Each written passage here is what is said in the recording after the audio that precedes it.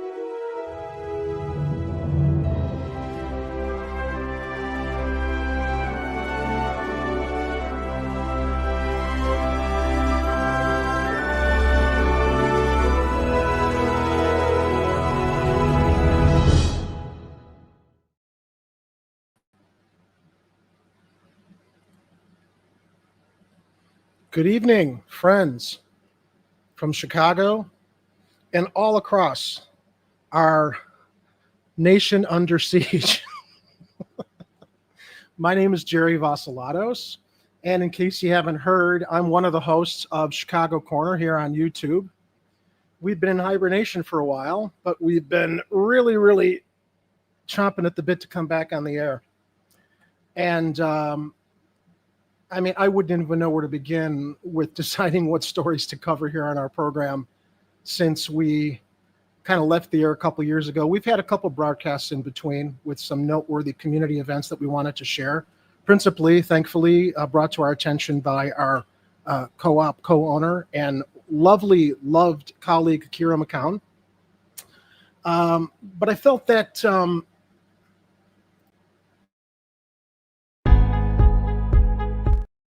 I didn't mean to do that. See, that's how unfamiliar I am with the buttons here on the board.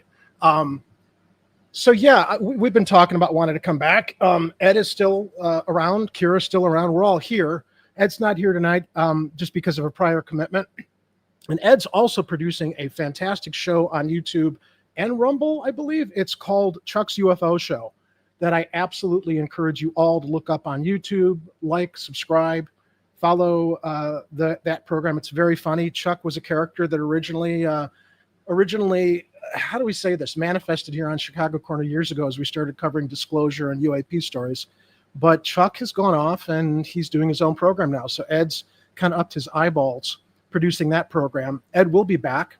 But tonight, one of the reasons we're back is because I kept getting nudged and pushed by a former contributor of Chicago Corner who was actually here before I was given stewardship over the channel and the program. Back in the day, I want to believe it was, 2021. And I've been in touch with this guy on social media. He's had an interest in coming back. Lot of water under the bridge since he was last year also.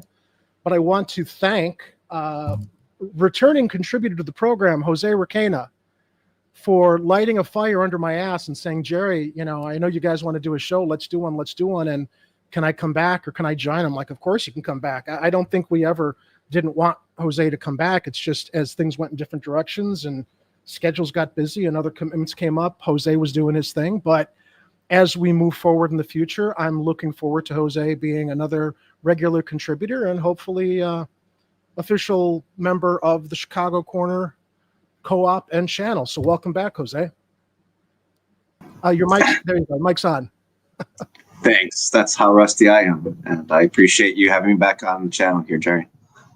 Absolutely. So when was the last, I think one of the last shows we did, we were talking about cartels in Mexico and their impact on drug trade and trafficking in Chicago.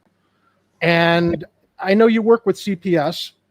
So, bring us up to speed. What have you been up to the past several years since 2021? I know that's a lot of ground to cover, but as I told Jose before starting the show, I just want our format to be conversational, laid back, loose, have a good time, reconnect with our audience. And, also everybody, please like, subscribe, share the show. and especially participate in our live stream comments. And there's Chuck in the live chat. Hey, Chuck. That's awesome.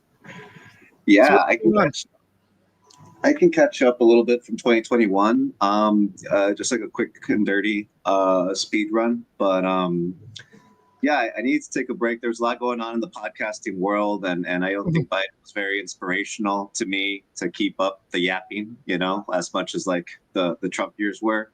Yeah. I got really involved with the DSA. I got very involved in trying to switch jobs. I used to be a classroom assistant, and now I work for the local school council department. I love talking more about a local democracy and how to do an election correctly, since there's a lot of talks about that. Yeah, I've been doing a little bit more research and on city systems and trying to interconnect them, like green construction. The hemp industry has taken off. I was a really big fan of that back before COVID, now post-COVID, recovering with long COVID. So all of the same kind of arcs. I got to live in Edgewater for 2 years, got to live in a different part of Chicago and see the fabled North Side, which made me a bit of a Cubs fan. So that's a big change for me. I don't know. And yeah, I've been trying to keep up with the news. I was just at the DSA convention, which I know is kind of trending online on like different conversations. We voted on Resolution 22. I voted in favor of that. I thought that was needed. That's what I went there. It was a call to be an anti-Zionist organization. And what is Resolution 20? There's a lot. What is Resolution 22 to inform me and our audience? Sorry about that. Yeah, the Democratic Socialists of America had a convention here in Chicago, of which I was a delegate, and they had a resolution to be an anti-Zionist organization and expel members that want to keep materially benefiting the nation of Israel during this ongoing genocide. So it was kind of controversial. People took some issue with it, with some of the bigger name political figures that hold the DSA banner. So, but I'm glad that it passed, and I'm kind of here hoping. I would really appreciate you guys giving local context to what's going on in the world, and just try to afford that, from all of that mess DSA just went through. I'm glad that passed too, and I'm glad. I mean, I didn't know what it was, didn't know it was presented, but one of our stories later is going to have to do with the genocide in Gaza, and the fact that I don't know, Jose, that it could be any clearer that this is an occupied country, and the web is so convoluted and tangled. But if you really just kind of unravel it and connect the dots from pedophile.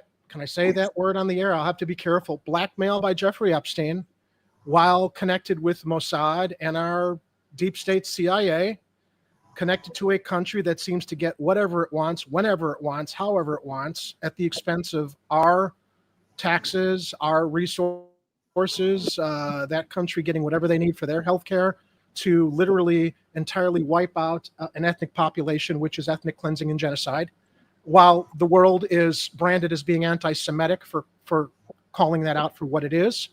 Ed and I talked about this 2 years ago, and it's funny because we're still talking about it. One of the reasons the principal reason we stopped broadcasting, Jose, I may have told you this, was I couldn't keep it. I think it was like November of 2023, and I told Ed, I'm like, what are we talking about literally every week right now? The migrant crisis and dead kids in Gaza.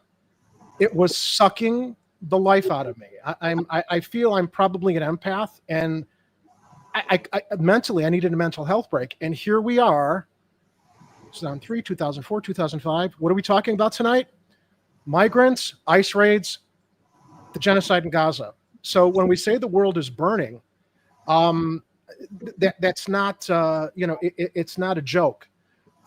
Since we've seen the ascension of Trump and the new wave of, I would say, Christo conservative fascism that makes up the MAGA movement and that embraces the Zionist movement. And make no mistake, ladies and gentlemen, This is not about being anti-Jewish or anti-Judaism.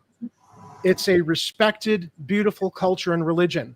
The fact that Zionists have hijacked that religion to use it as a shield against all of the atrocities that they're committing in the world, in the Middle East, while literally co-opting our country and holding our elected officials hostage through blackmail because most of them can't keep it in their pants. And it's just, where do we start, Jose? It's like we're an occupied. I mean, it's like, and here's another reason we stopped doing the program. I was telling Ed, I'm just like, every time we come on and talk about this and try to spread awareness and maybe point people in the direction of the right people to support Bernie Sanders, you know, he kind of dropped the ball. No, he didn't kind of drop the ball. He completely dropped the ball. But it's like, what do? We're pissing in the wind here. It just felt like it is literally an absolute existential crisis because our votes don't do anything. Okay, our elected representatives are representing corporations, the pharmaceutical cartel. They're not representing us, and so voting doesn't work. Peaceful protest doesn't work. What's left?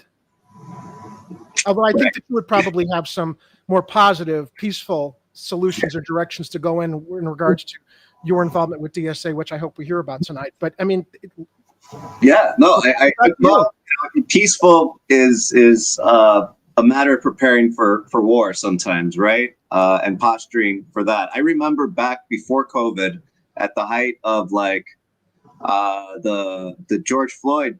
Hey, Kira, good to see you. What you call it? The George Floyd protest, and you know, a connection that I made through the Black Lives Matters protest. You know, this was an older guy. He was pretty liberal, and he was running kind of as a progressive. He wasn't trying to own the socialist title, but he started saying that like people need to start marching with guns to posture, you know, a defensiveness, you know, that a culture of defensiveness that shouldn't be messed with. And I mean, this was like at the time, you know, that seemed a little radical to me. Now I'm like, man, if we had done that, maybe we'd have been in a better place. So I'm in a different place that I've been, you know, politically. I've always considered myself leftist. And the reason I've considered myself a leftist is because like the logical conclusion of a conservative cultural movement is a genocide of the enemy, and then creating a culture of exaltation, of a culture of like, that was a good thing that we did, you know? And that's, and then I feel like, you know, we say Bernie dropped the ball. He obviously didn't save Palestine. He obviously hasn't saved the world and hasn't saved America. But I think he, you know, because of his natural connection to Israel and being able to kind of fly under the radar of some of like the most virulent Zionist, you know, eyes, because of that, and pushing a leftist movement and cultural movement and policy prescription. I do think that Netanyahu, like his response to genocide was more than just self-preservation. It was the conservative cultural movement being pushed to that brink. And I want to start that with like our first story that we talked about, a little bit more optimistic. I do think the Zohran Mamdani in New York City is the logical like next step from Bernie Sanders, a younger person that can speak respectfully to all of Bernie's body of work that has been inspired and moved by it, but moving more radically because he himself has, you know, like a much deeper appreciation from a different perspective from Bernie from that situation. And, you know, he's not calling for like a hard socialist line. He's really just trying to hold on to a baseline that failed in the 20th century, was just like, can we create a region of equal rights? And that's becoming too radical for people. But I think that, you know, him focusing on creating an urban environment that people can afford and enjoy living in, and, you know, calling with clarity the kind of justice that they can mobilize as a city leader. I think that's why he nailed it in the bag. I think that the Democrats are still reeling. And some of the, you know, I thought this was just, you know, Democrats are just going to have to swallow this and we'll deal with this. Some of the harder socialists that I talked to in the convention, I love talking to the older heads that like been through like, you know, a lot of ups and downs and seen a lot of stuff in the 20th century, saying like, I think that this is like Vietnam territory for the Democrats. This will split the party probably at their next convention. I think that's what you're going to see. That was his prediction. But I would be just holding the line for like what the Zohran Mamdani voters, have been inspired by, which was just him plainly calling like, these are crimes. We cannot be materially assisting in crimes. The law has to mean something. And as one of the most powerful, diverse cities in like the nation, I mean, New York City is its own unique world, but it is like America's creation, with some pride. Like they're not going to stand by Israel on this. And that's the most Jewish region besides Israel, in America. I think that's powerful that they're going in that direction. I am inspired by him. He is a breath of fresh air. And when I mentioned Bernie dropping the ball, he dropped the ball on the whole movement, man. I insist to this day, had the second time they screwed him over, he said, "Fuck you guys, I'm going third party, forming a third party." Jose, everyone would have followed him because he had he done it, would have shown he had the balls to buck the system.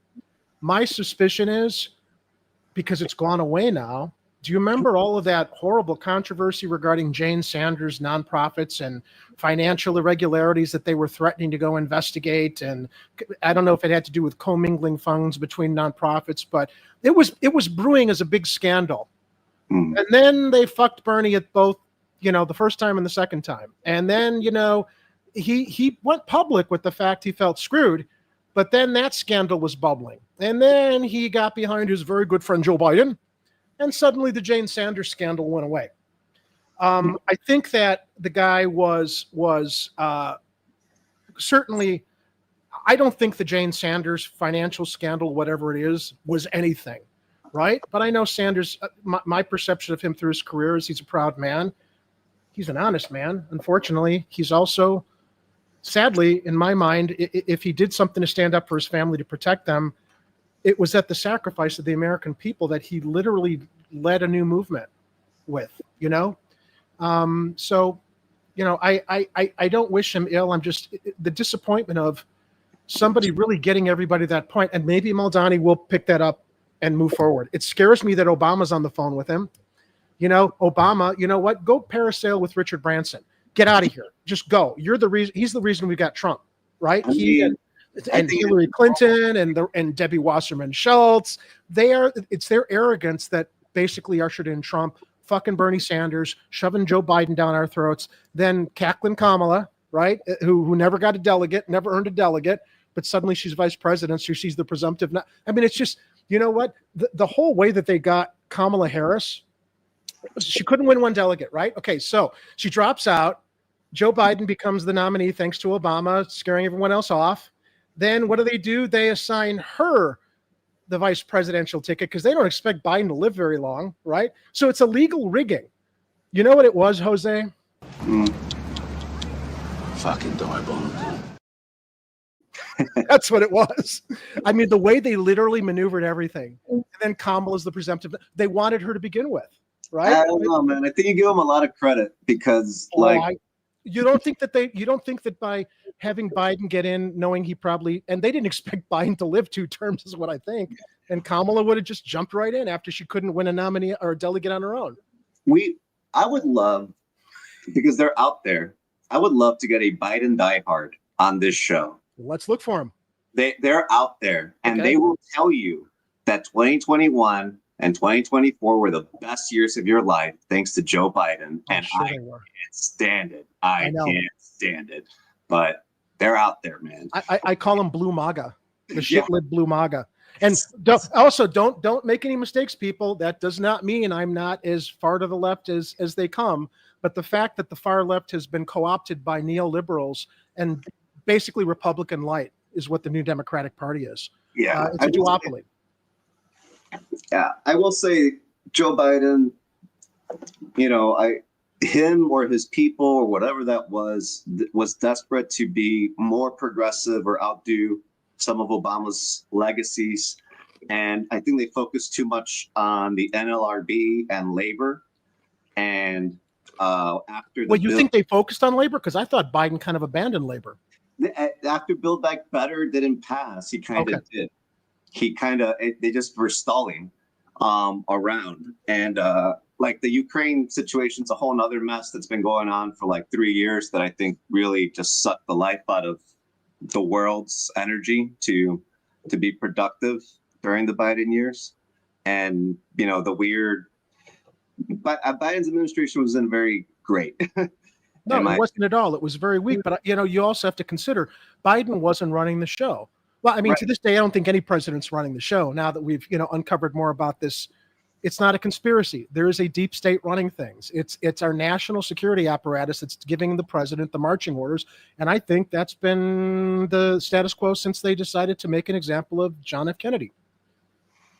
Could You know, be. he wanted to break up the CIA. He wanted to shatter into a million pieces after what they pulled at Bay of Pigs and literally trying to get us into a third world war by way of nuclear warheads in which we wouldn't be here talking about anything. When he saw how dangerous they were and he was going to stand up to them, boom. Mhm. Then you got Nixon, who knew what happened, you know? Not to go too far in the weeds, but I just came across an amazing revelation last year. I didn't know this. Did you know that Bob Woodward worked with the CIA before he worked with the Washington Post and exposed Watergate? Bob Woodward was a CIA asset. So, and Dick Nixon was no friend of Richard Helms over at CIA. So, you know, you got Nixon not really happy with how CIA was dictating things. A lot of people are speculating now that the botched, ridiculous, amateur Watergate scandal was maybe a way to get Nixon out of there because he may have been standing up to that quote unquote deep state national security apparatus as well.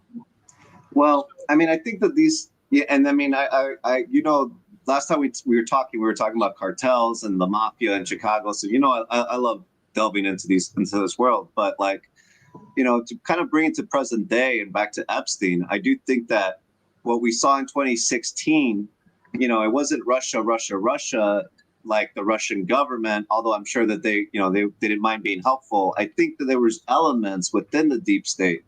And I very much frame it as kind of like the FBI versus the CIA, even though there's way more different institutions and agencies, but just like those frameworks, like the cop world versus like an intelligence world, I feel like the CIA was partial to keeping the Epstein type of machinations going. They were very partial to like Hillary Clinton's view of confronting Russia, you know, and working with China in the long term to subvert, you know, Russia. Whereas like the FBI people felt like that there was a big push to like, we want to reveal the aristocracy's, you know, inner machinations and capture of our nation. And I do think that right now with Trump not releasing the Epstein files, like those worlds are gelling again. You know, they kind of like clashed in 2016, which made Trump happen. And their tenuous like detente was his first term. And then Biden wanted to bring them like together through his ego, but there was wars and genocides going on that essentially let Trump come back. And I think now Trump basically, he's at a point where Ghislaine Maxwell is openly, you know, like helping cover it all up for a pardon. Because he's in it, because he's in the files, and because revealing anything from those files, Jose, will topple governments around the world. All governments around the world. The ruling class of this world will topple. Ghislaine Maxwell was in prison because she was involved in a sex trafficking operation, and apparently it was against nobody, because there's no list, there's no files to show who those that she trafficked to, and MAGA, you know, bless their hearts, bless their Christian hearts, believing their fearless leader, you know, the cult of personality. Oh, he wouldn't lie to us. Of course, go back 20 years and listen to him on the Howard Stern show. The man told you who he was. He was absolutely a predator. He was absolutely somebody that had predilections towards engaging in things with younger women and possibly underage ones. Epstein was his best friend. It's also like transparently, blatantly connected. Again, it's like, did you see the movie Civil War? Alex Garland's Civil War? Not yet. No, okay. No. You got to see it, because when I saw it 2 years ago with my sister, it postulates what the United States would look like if a president decided to capture a third term by instituting martial law through civil unrest, which suspends elections. When I saw that movie with my sister, And it's an intense movie, Jose. I mean, and it doesn't take a political stance. It's like, this is what it would look like when that time comes. And by the end, when you realize the president has launched an airstrike against an American city that basically rose up against the fact that he took a third term for himself.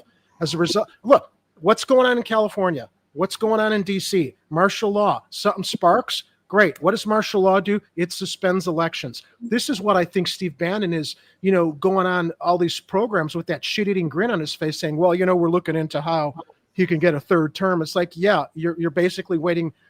You want to drop a match somewhere, let it ignite, martial law, suspension of elections, boom.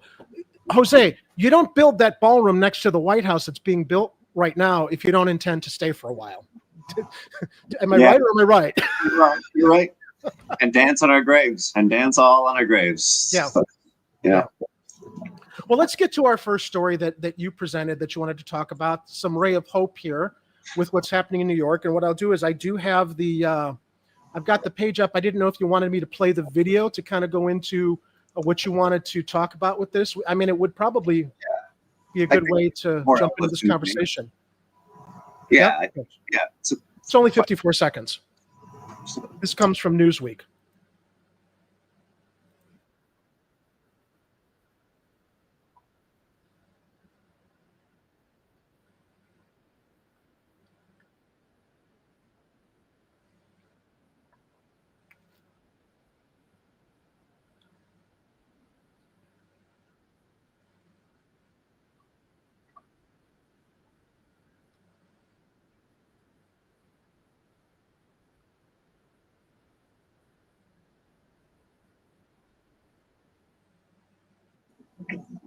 Can't hear anything. Can I for a second? Andrew Cuomo, where does this excuse my language, where does this guy get the balls? The sex pest, the legendary sex pest, to think after killing all of those seniors during COVID in their nursing homes, he has any right to even show his face in public, let alone go hide somewhere in shame. But Democratic establishment's getting behind him because he's one of the serpents. Anyway, I'll let Mr. Mamdani continue. I can't hear anything. I don't know if you can hear me. Oh, are we here? Live chatters, are we hearing the video? Oh, I'm sorry, Kira. Okay, so let's see what's going on here. Let me go back. Sorry, man. I'm hearing it on my side, and I'm not sure why it's not playing in the live chat here. Give me a second, everybody. We are absolutely a little rusty here.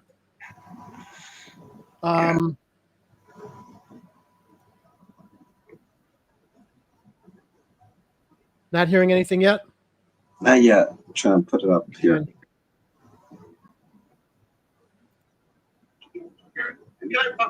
Damn. I'm not sure why the audio is not coming through. It's not muted on my end here. Let me try one other thing. Let me open it in another window. See if we have any luck from this one.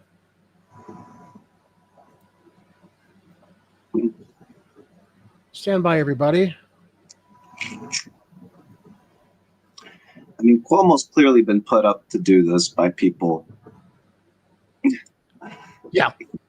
Well, why don't you talk about that while I try to get the video up? No problem. Hey, lady. What you call it?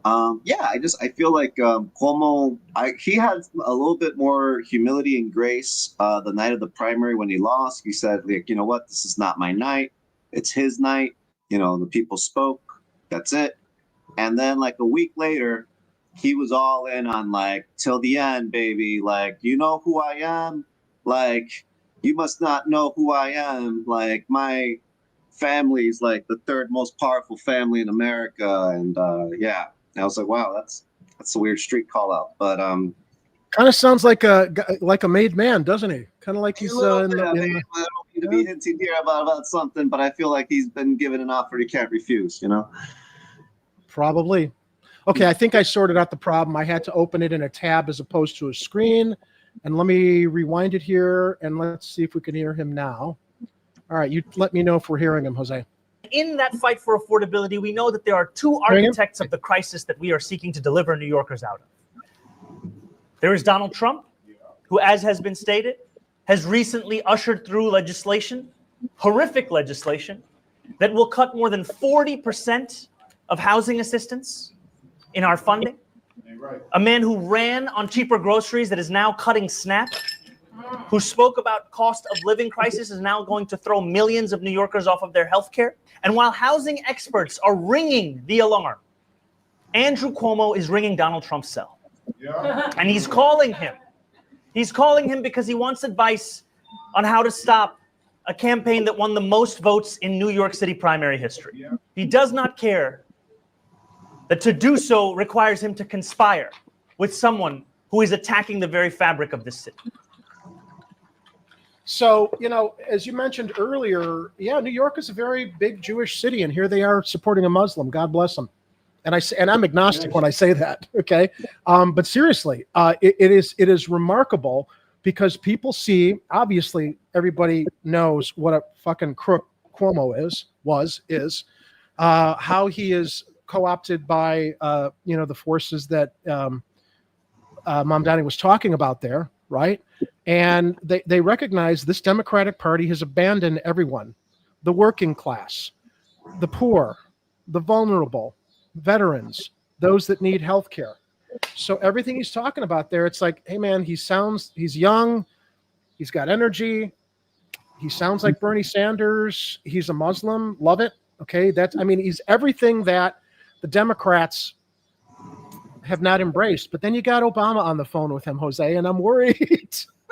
Are they going to somehow co-opt him? I hope they don't. But what are your thoughts on some of that? I recently wrote a blog post talking about growing up in Chicago and always reading the newspaper and knowing in 2007 that Obama was going to be president. Just knowing from the news articles a little bit in college, it's that guy's going to take it.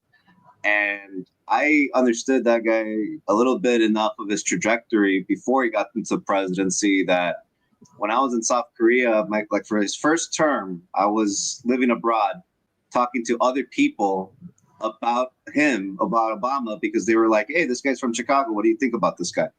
So I get asked this a lot. And about what do you think about this thing that Obama did?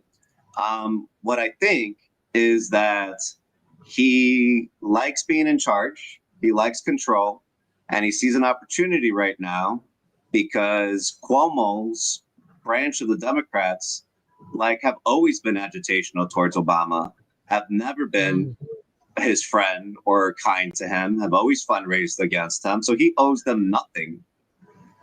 And this is a chance for him to normalize Mamdani. And I'm thinking that, he hopes that I think that it's desperate enough that he's just trying to hold the party together.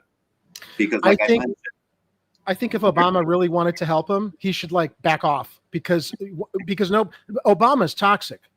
I mean, I understand what you're saying. He wants to hold the party together and regain some control and some influence and some relevance. But at this point, if he hasn't gotten the memo yet, he was part of the problem. So, let Mr. Mamdani do what he needs to do. Let him continue to lead this movement. Let him capture influence in the Democratic Party without the people who have been using their positions in the Democratic Party to rat fuck everybody for the past 15, 20 years. Are you saying don't talk to my girl, Obama? That's my man.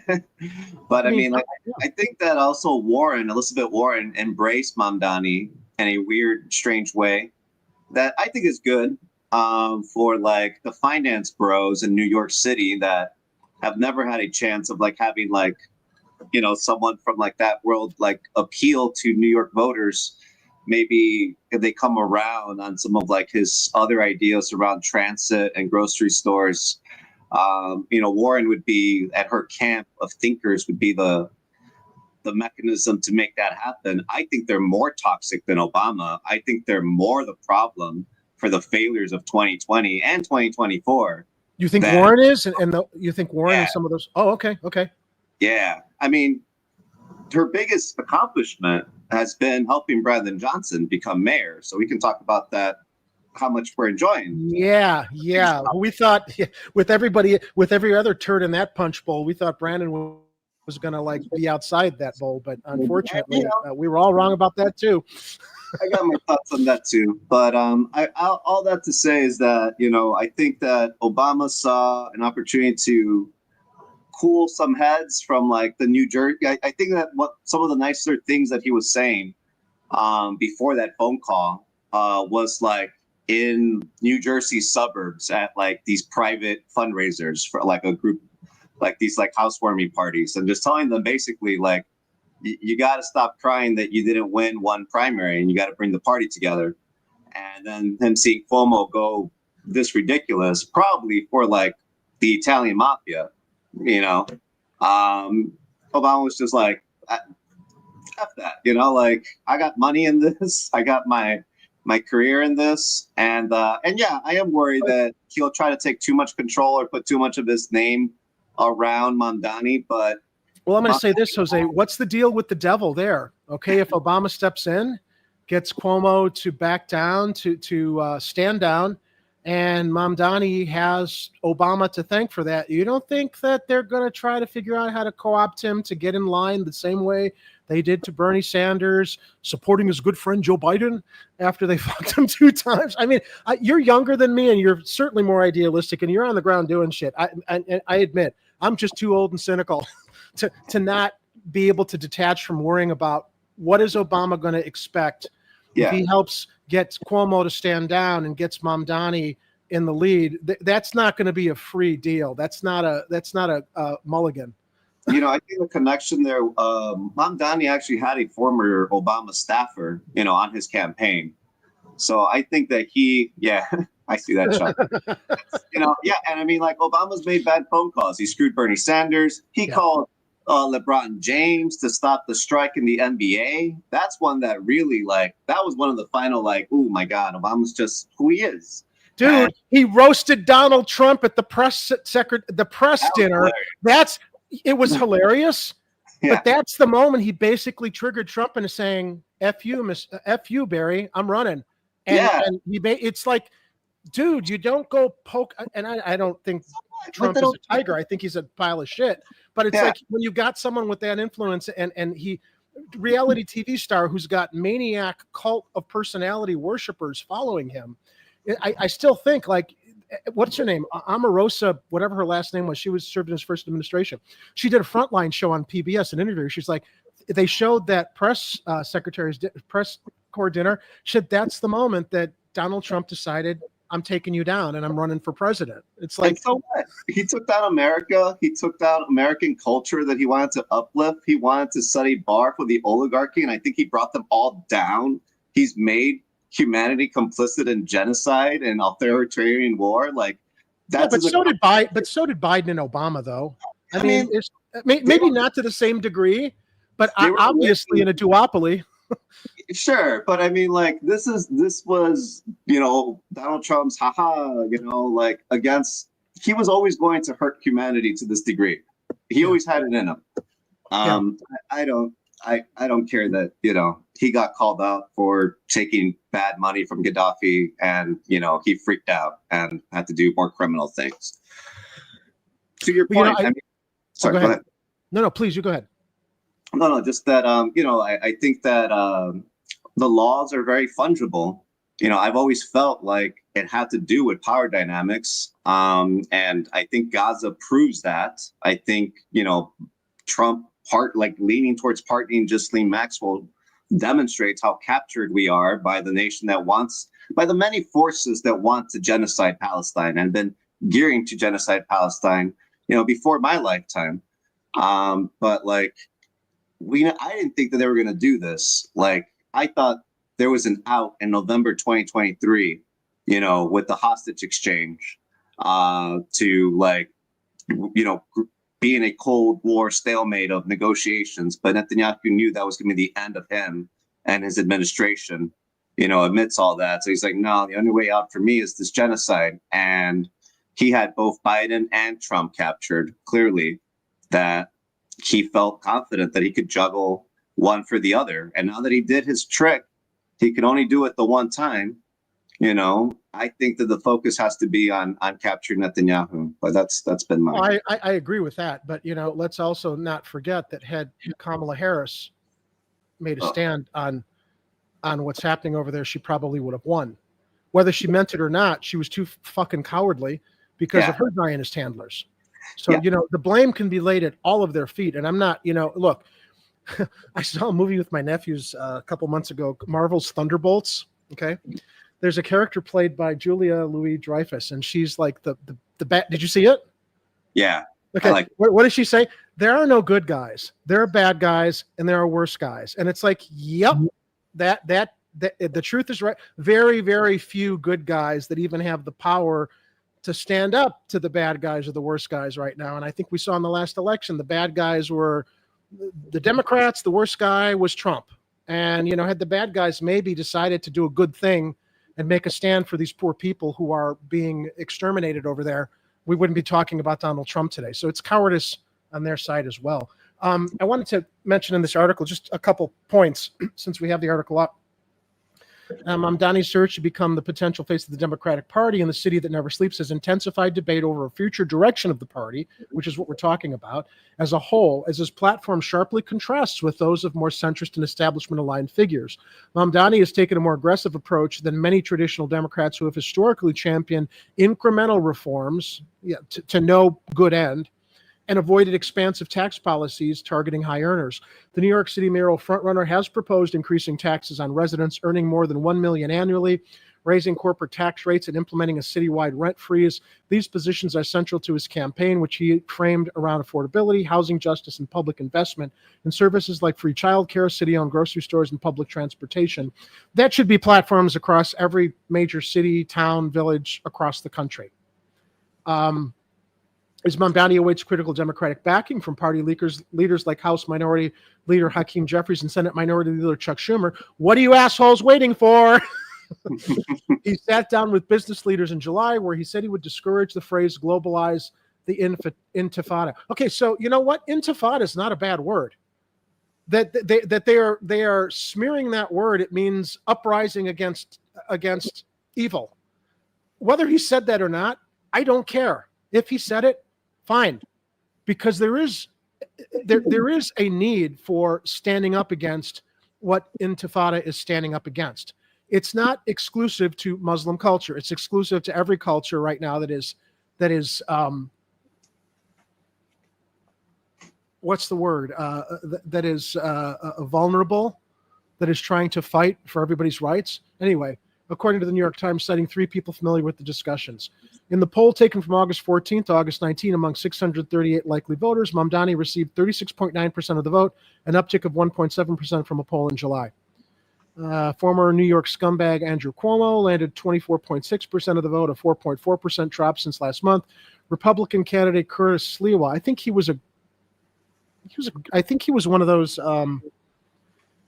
guardian angel. What did they call it? Guardian angels in New York? He was with. Surprised. Well, I guess I'm not surprised he's a Republican, but I know he did some good shit when he founded that group to patrol the subways and stuff. That was a long time ago. Received 16.8% of the vote, a slight rise of 0.7% since the July survey. Mayor Eric Adams garnered 11.4% of the vote, a drop of 12.4%. The poll has a margin of error of 3.9%. Like, he's on a surge. His support is real and durable, but not overwhelming, he continued. When crime and public safety enter the conversation, his ceiling shows. Yeah, that's going to be one to pay attention to. I mean, certainly Mayor Johnson can learn a few tips from Mamdani, I think that what Mayor Johnson has done the best in his administration has been gelling the police into a more civic, responsive, and mature institution from where they have been at. In that regard, that's not what he was elected to do at all, by the way, but I think that's what he's kind of accidentally ended up with. And I think that Mamdani can maybe, there's something to build off of there. And, in regards to his ceiling, I feel like Mamdani's ceiling has to do with NYPD reticence to embrace him, to take orders from him and to accept, you know, a DSA member as their boss. But I think that I actually think that, you know, in that regard, he can learn something from Johnson. Good points. Good points. All right, Jose, are you familiar with this monster? I've seen things. I've heard things. Yes. I heard some things. I didn't hear some. So this is MAGA queen Laura Loomer, Zionist MAGA queen Laura Loomer, who apparently is a big influencer with the MAGA cult. Hardcore Zionist, very, very influential. I don't know why she's not serving as any official member of the current administration, other than as a mouth of propaganda. But this post from Archangel on Twitter, or I'm sorry, X, formerly known as Twitter. She's been coming out against Palestinian kids coming over to this country for medical care. And I had a personal story to share regarding something that happened with me in Chicago that literally like put it right in front of me this week. Laura Loomer is an Israeli citizen and a Zionist monster. True. 3-year-old cancer victims with no legs and a colostomy bag are not terrorists. He has no parents. She's been railing against Palestinian kids coming into this country for medical care, wanting to shut down people at the airports, shut these people out at the airports. Limbless cancer victims. Israel did this to this poor kid using American missiles, bombing the hospital where he was being treated. And you and I know Hamas was hiding underneath there, right? There are no hospitals remaining in Gaza, no food. Turning this kid away is just more pure evil, pure evil. Laura Loomer is even uglier on the inside than she is on the outside. All right. I had the opportunity this past week to go visit the Museum of Science and Industry, one of my favorite museums, with my sister Christina and my dear nephews to go see the Spider-Man exhibit. And after we finished the Spider-Man exhibit, we went upstairs, and it was a free day. We could check out the rest of the museum. I saw clearly what was a Muslim family in the terrace there. And there was a kid in a wheelchair missing both of his legs. And I immediately assumed what that was about. And I didn't catch up people on what I've been doing lately. But this past year, let me share something here real quick, just to kind of put some context on all of this, or some understanding to all this. So I don't know if I told you this, Jose, but I participated in a clinical trial study over at Northwestern University Hospital for limb loss survivors, in which a titanium rod is implanted in what's left of your limb. So you're able to wear an external prosthetic limb without a socket. It's anchored into your bone, so you're literally walking with an exoskeletal prosthesis. So I haven't been fitted yet with my full prosthetic limb. I'm at the 3rd month of making sure I can weight bear properly on this, but this is a relatively new procedure for amputees. It's been around for 10 years in other countries like Australia and Europe. Obviously, it's taken 10 years to work its way over here for amputees to gain the benefits of better walking and better confidence. I mean, this is going to change my life once I'm walking again. I feel like I'm going to regain the past 20 or 30 years I haven't been able to really be as active and mobile because I was dealing with an older style prosthetic, which was a socket, which can come off. It's uncomfortable, blah, blah, blah. My prosthesis is now going to connect to what's coming out of me. So, and also, I have a channel on YouTube, My OI Journey, where I've been medical journaling my progress there, so other limb loss survivors can learn about this process, inquire with their doctors. So when I saw this kid in the wheelchair, I'm just like, I had to talk to his mom. I'm like, and I said to her, I said, is this your child over here? She said, yeah. I said, how old is he? He's 14. I said, may I ask, well, I did, before I asked her, I said, look, I showed her, was wearing shorts, so I showed her the abutment coming out of my limb. And I said, I've been participating in this study for FDA approval where amputees can get this procedure where it's going to give them a better quality of life, having exoskeletal prosthetics anchored to their bones.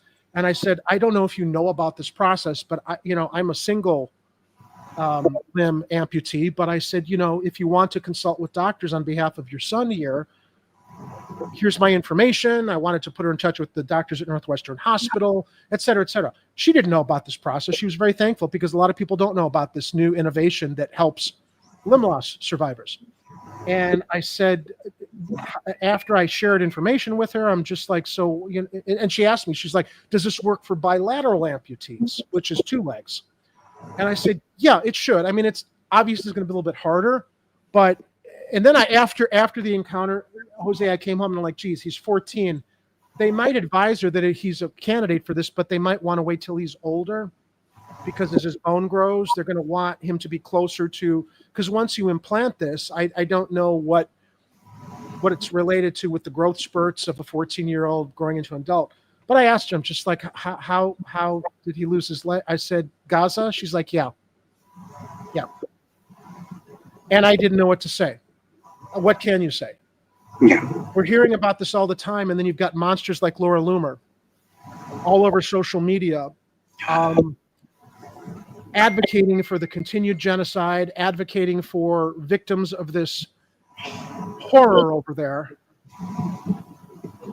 Just keep it up, man, because Netanyahu, he wants Gaza, he wants Syria, he wants Iran, and he wants us all to do the dirty work for him. Now, this was a video that I also found on X. I really am coming to enjoy Kim Iverson.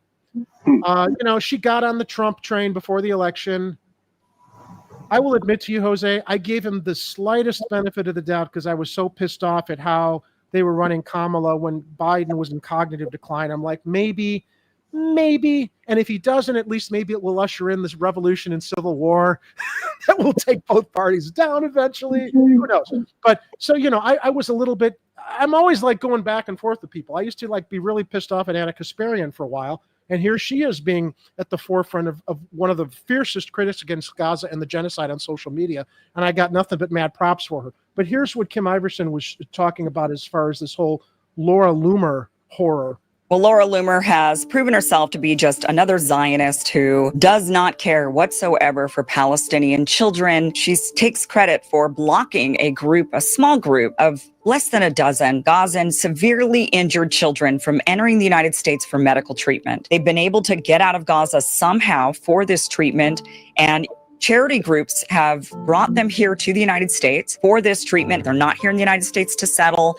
They're not refugees coming here. They're just here for treatment. How despicable of a person do you need to be in order to prevent the very small number of Gazans, under a dozen, from coming into the United States for treatment? Well, let me just show you. This is my friend Blanche Shaheen. She is one of the people involved in this organization, and she's shown this video of the children being received at the San Francisco airport. Blanche is a Christian Palestinian, but this is her video showcasing what they're doing so that you get a better idea of who Marco Rubio just blocked from allowing treatment here in the United States. Hi everybody, it's me, Blanche. I'm at the San Francisco airport garage about to greet a child from Gaza. I can only imagine how overwhelming this is going to be for these kids. They've been under siege since the moment that they were born, and they've only known an existence of bombs and drones and lack of food. But I just wanted to take you on this journey with me. Anas has arrived, and we are going to form a welcome committee for him.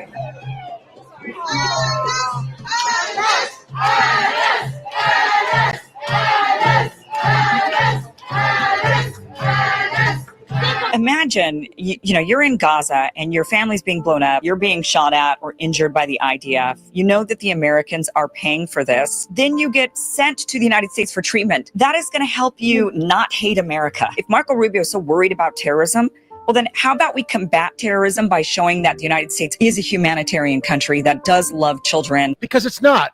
And that does want to care for them, especially these severe. We are, but those who are in charge of things aren't. Really injured ones, that we have a heart. Laura Loomer is blocking this from happening. Laura Loomer is complicit in a genocide. Bottom line. Yeah. And she says in her post, the cruelty is the point. Go ahead. Yeah, I've said that before. I mean, that's the home of the conservative cultural movement. Sometimes it's just hurting the other. And I mean, Laura Loomer, all I know is that she was a hookup for Trump at some point that got him as an advisor in his ear, and now she's extremely empowered because of those social connections she has, and clearly going all in on normalizing Netanyahu's ambitions. That's why, like, some people focus on, like, you know, the genocide is more than just Netanyahu. It's more than just like his government. It's all of Israel. It's all of society. Like, I get that. Yes.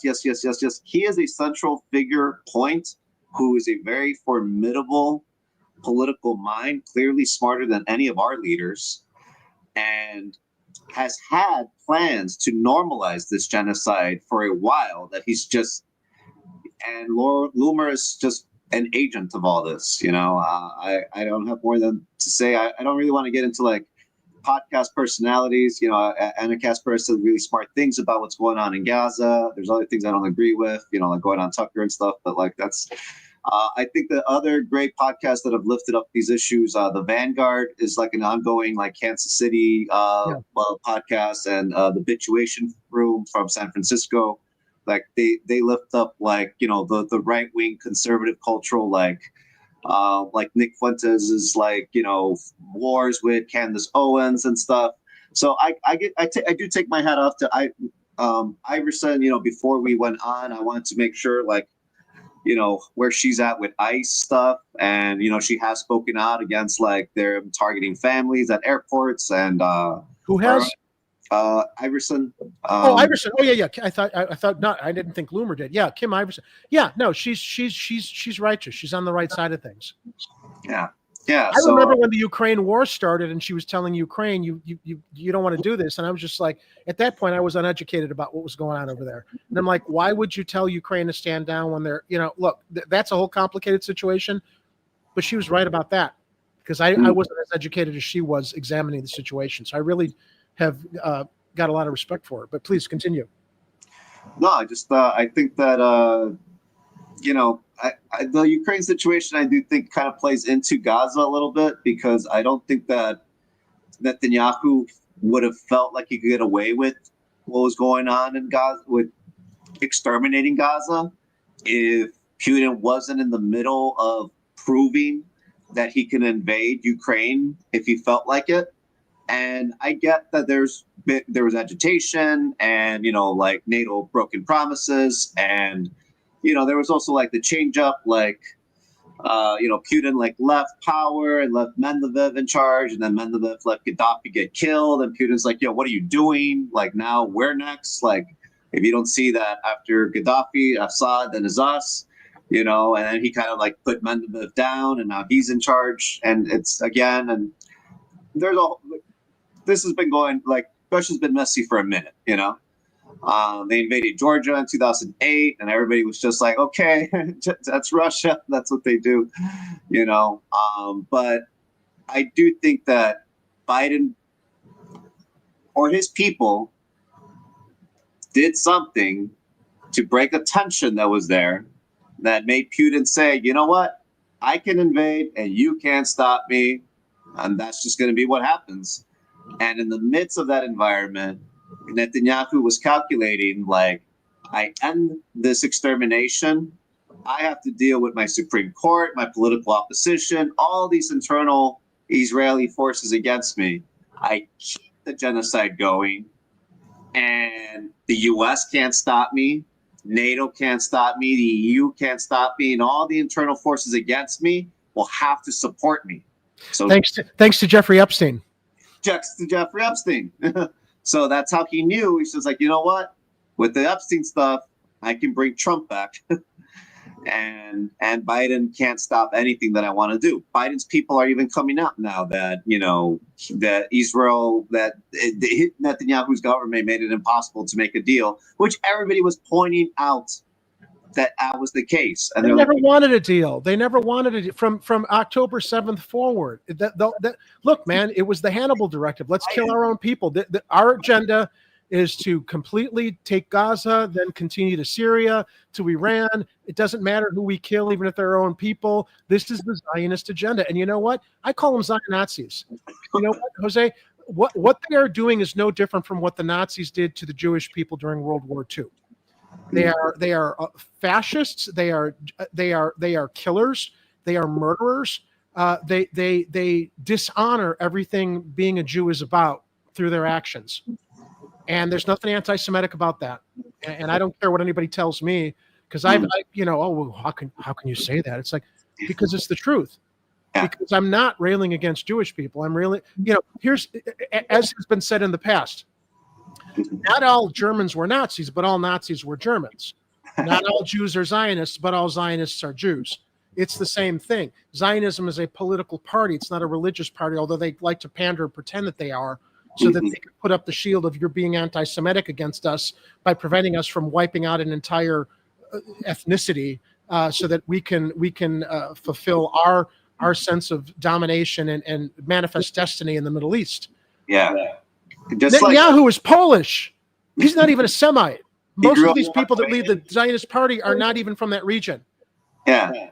He grew up in Philly. Chosen people.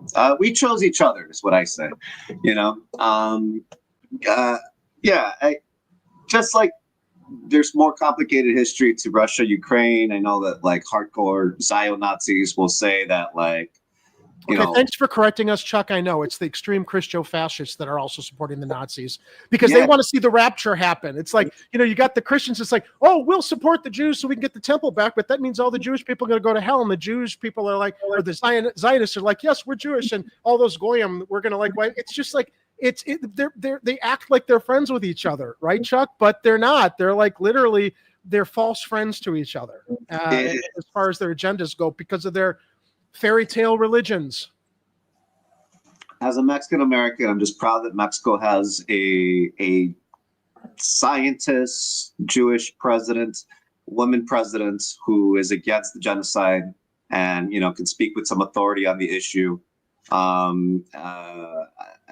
think that right now the right wing in Mexico wants to draw a direct line from Stalin's political machinations to her ascent to power. Stalin was a Zionist. Stalin supported the creation of Israel and the expulsion of the Palestinian people. It was when Israel decided to keep expanding that suddenly the Soviet Union was just like, I don't know about all that, guys. You guys are kind of like genocidal psychopaths now. But initially, the creation of it all, they were just like, yeah, that solves that problem.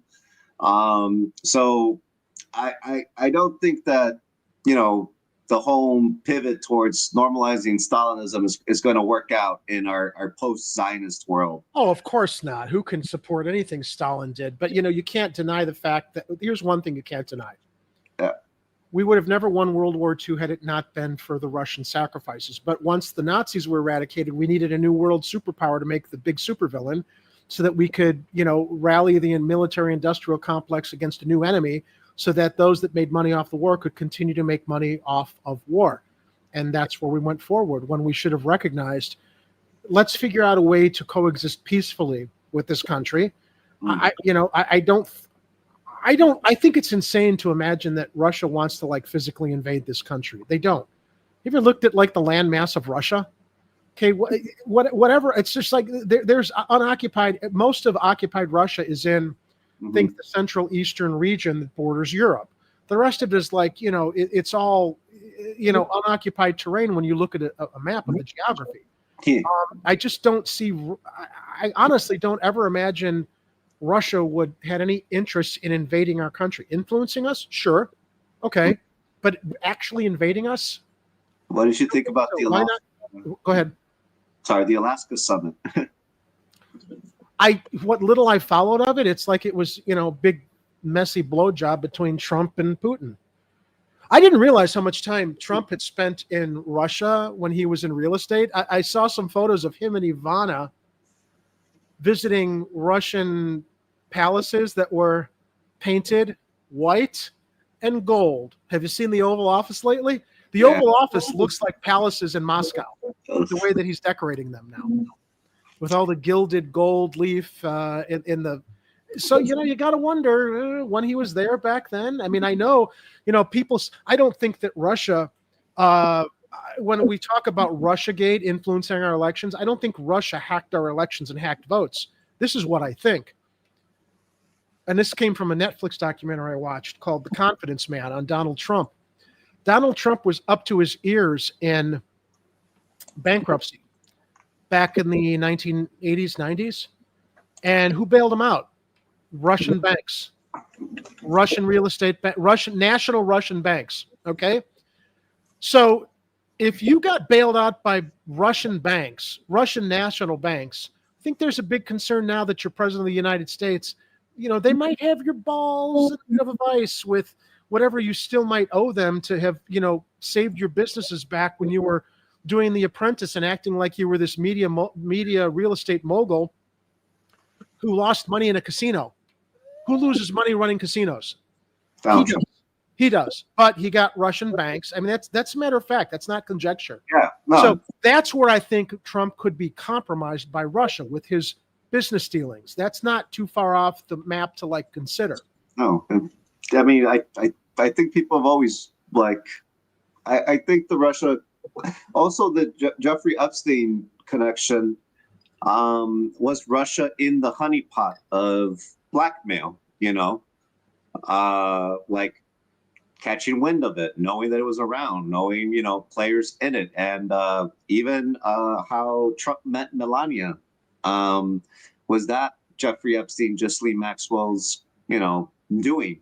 Hot tip here, guys. I remember this back before Trump was a blip on the radar running for president, when he was doing The Apprentice and stuff. I remember reading there was a business in New York called Trump Escorts. The Trump organization had an escort agency. I can believe that. Obviously not admitting that it was a prostitution front, but clearly that's what it was. Escorts, beautiful women to go with men to social events. It was a prostitution ring.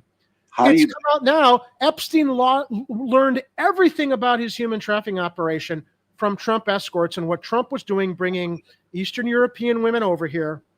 Did you ever notice too? They're always anxious to get people of color out of the country, whether they're Mexican, Hispanic, Black, whatever else, but not the beautiful Eastern European people, right? Because of who he's married to. Look, she can't sue Hunter Biden. Yeah. Melania Trump came over here through that escort agency. Yeah. Okay. She worked for Epstein. Okay. Trump met her through Epstein's operation. Let's not pretend she wasn't here doing what she was doing. No disparagement against sex workers. That's not my point. But let's not pretend she was here doing what she was doing. That she's threatening everybody with defamation lawsuits now, when it's very clear she was part of something that Epstein was a part of. He introduced her to Donald Trump. A lot of what Epstein learned to operate his honeypot operation on behalf of Mossad and whoever else was connected had to do with how the Trump organization was bringing Eastern European models and women over here to New York during the 1990s for Trump escorts. Yeah. I've looked up on the web. I can't find any reference to Trump escorts now. I remember finding reference on Google search back in the 1990s when I discovered it.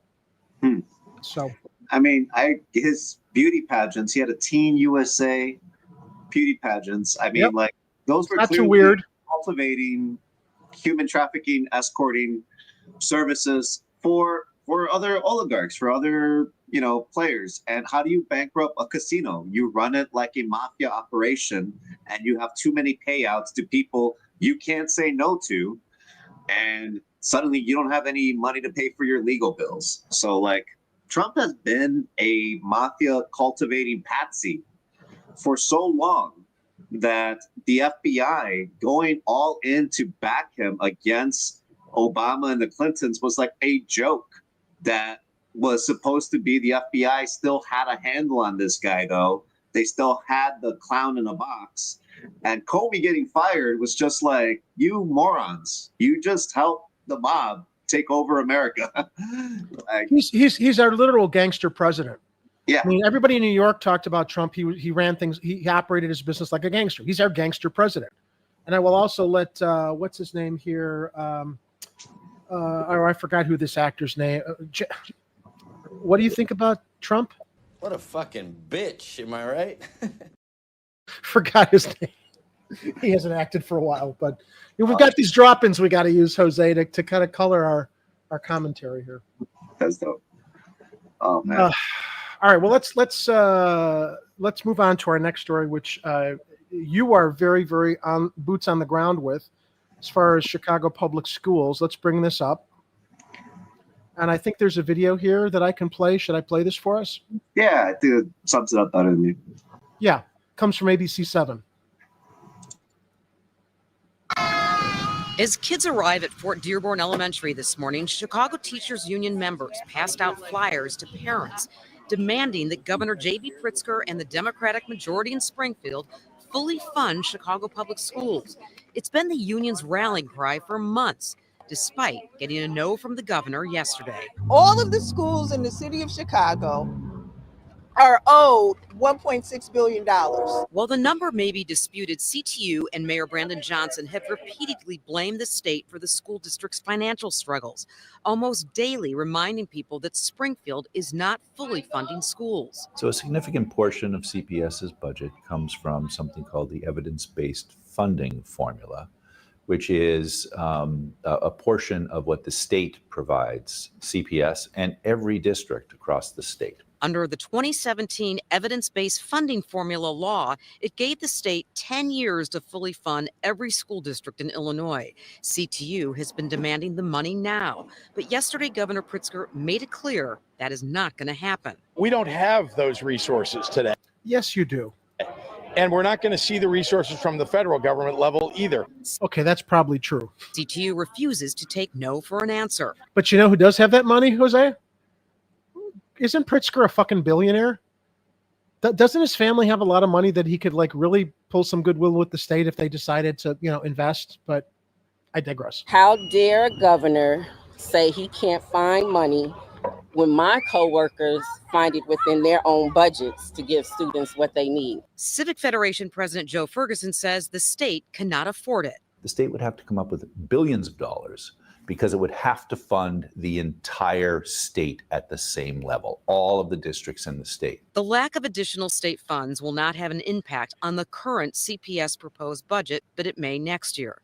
And while Mayor Johnson has been quite vocal about the need for more state dollars, today he offered a more conciliatory tone. It's about all of us working together to ensure that no child has to go to a school that is not no child, I see your expression. properly resourced and supported. A week from today, the Chicago School Board will be voting on a balanced budget. As of now, there are likely not enough votes for it to pass. All right. Yikes. Now, you are embedded with Chicago Public Schools. Yeah. Share your perspective on this with us, because obviously it's, as someone with boots on the ground with this, you probably have a much more objective and perspective with some other facts to kind of bring to the table, talking about what the state is denying and how CTU is trying to get out of this crisis. Oh, by the way, thank you, Kira. Love you. Thanks for joining. Thanks for being here, Kira. Good to see you. Hope we can chat soon. Yeah, full disclosure, I work for Chicago Public Schools since 2015, so 10-year anniversary this year. And I grew up in Chicago. I'm a product of Chicago Public Schools, and my mom's side of the family had a lot of teachers, so a lot of CTU, a lot of people just working for Chicago Public Schools. I believe in the system, so I don't have the same cynicism. I know it's got a whole bunch of problems, don't get me wrong, but I believe that what it can do. What I will say about the evidence-based funding was the compromise that Rauner came up with CTU when they were agitating for fully funded schools. And they they were going like Rahm was trying to hide behind Rauner, and Rauner had like all like this philosophy of like how things should be funded. The evidence-based funding model is something that Rauner passed himself to fund schools. So based on his own model, all of Illinois schools are ridiculously underfunded, and Chicago public schools is owed that amount of money based off of their operations expenses and what they're expected to pump out. Like as a government entity, it's more about you have expectations. How are you going to make that happen? And, Can you define what evidence-based funding means, just so I can follow here? Yeah. Looking at graduation rates, looking at attendance rates, looking at the metrics of what funding how much funding gets us this kind of output in terms of grades and kids that like get into college on scholarships. We love that when kids are able, like basically as a school, we want to see that progression in students in a society to like maintain a ongoing system of like higher education and upward mobility.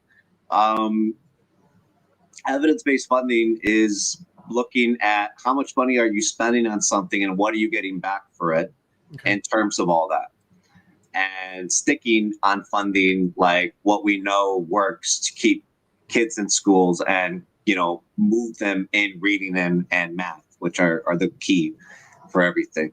Rauner passed that, with Rahm's backing. Like this is like as Republican, Illinois as you can get. And even on that model, like CPS is not being fully funded. Like the state is just like, yeah, we don't have the money to send you. And they have money, like Illinois generates like $1 trillion a year, like economy, but it's just allocated to other things and different ways. And like the tax breaks that Trump's been passing, like from his first term, has depleted the state funds by like $10 billion that we should have captured in taxes and fines to like the private sector. So like, where's the money? It's in the private sector, in the wealth of the private sector. Now, to Pritzker's credit, he did try to break the flat tax. He funded that on his own dime, a campaign, and it failed. Right? Yep, the progressive taxation. Could see it. Yep, Pritzker did try. Some would argue he didn't try hard enough, the way that maybe some saying that Brandon isn't fighting for the funding hard enough. They were political novices at that point. I want to echo the mayor's point in like the governor and him need to kind of come together on this, especially while Pritzker is quick to point out we can expect nothing from the Fed. We spent the first hour talking about how everyone in the world is aware that our federal government is captured by pedophile blackmail. Giving all of our money to Israel that we don't have for our schools, for our homeless, for our Medicare, Get single payer healthcare over there. Yep. One of the most educated nations in the world on our dime. And Pritzker's telling, can't get it. Even though your predecessor, like in the law, we're asking for what we're owed, and his point is like, if we give Chicago what they're owed, we have to give all the schools in Illinois what they're owed, and we can't do that. And it's like, that's a problem. That's your problem to solve as governor. And if you can't save Chicago public school students from this pedophile president, how are you going to save America from anyone? So it's a constant source of like frustration for me when I talk to people I know. Look, I've made there's no secret to this. I grew up on the North Shore. I went to New Trier High School. When I moved into the city and went to Columbia College, I feel more connected to the city. I feel more connected to watching what happens to people in the city because I realize and acknowledge I was very privileged growing up on the North Shore and going to New Trier High School. And when I have conversations with people about Chicago from that area, school systems, mental health, everything else. Well, why aren't the schools, taking care of them? Blah, blah, blah, blah, blah, blah, blah. I'm like, you know what? I'll tell you why the schools aren't making a difference down there, because they're not funded. There is no reason every Chicago public school and every school across the state of Illinois should not be funded and offer the same kind of programs and curriculum that New Trier High School offered me. Because if every school across the state in every city got the same education I got, you'd have more educated kids. You'd be providing more opportunities for them. You would be probably bringing down crime stats with more educated kids. But so long as you keep this segregated city the way it's been for generations, it's never going to happen. Stop passing the buck. Stop, well, it's the city's problem. Well, you know what? No, it's everybody's problem, because the longer that these kids are living in desperate circumstances in the most segregated city in the nation, in these neighborhoods on the south side, okay, and west sides, that are not getting the funding that they need, they desperately need, as we're seeing, in regards to what we're talking about here. You want to reduce crime?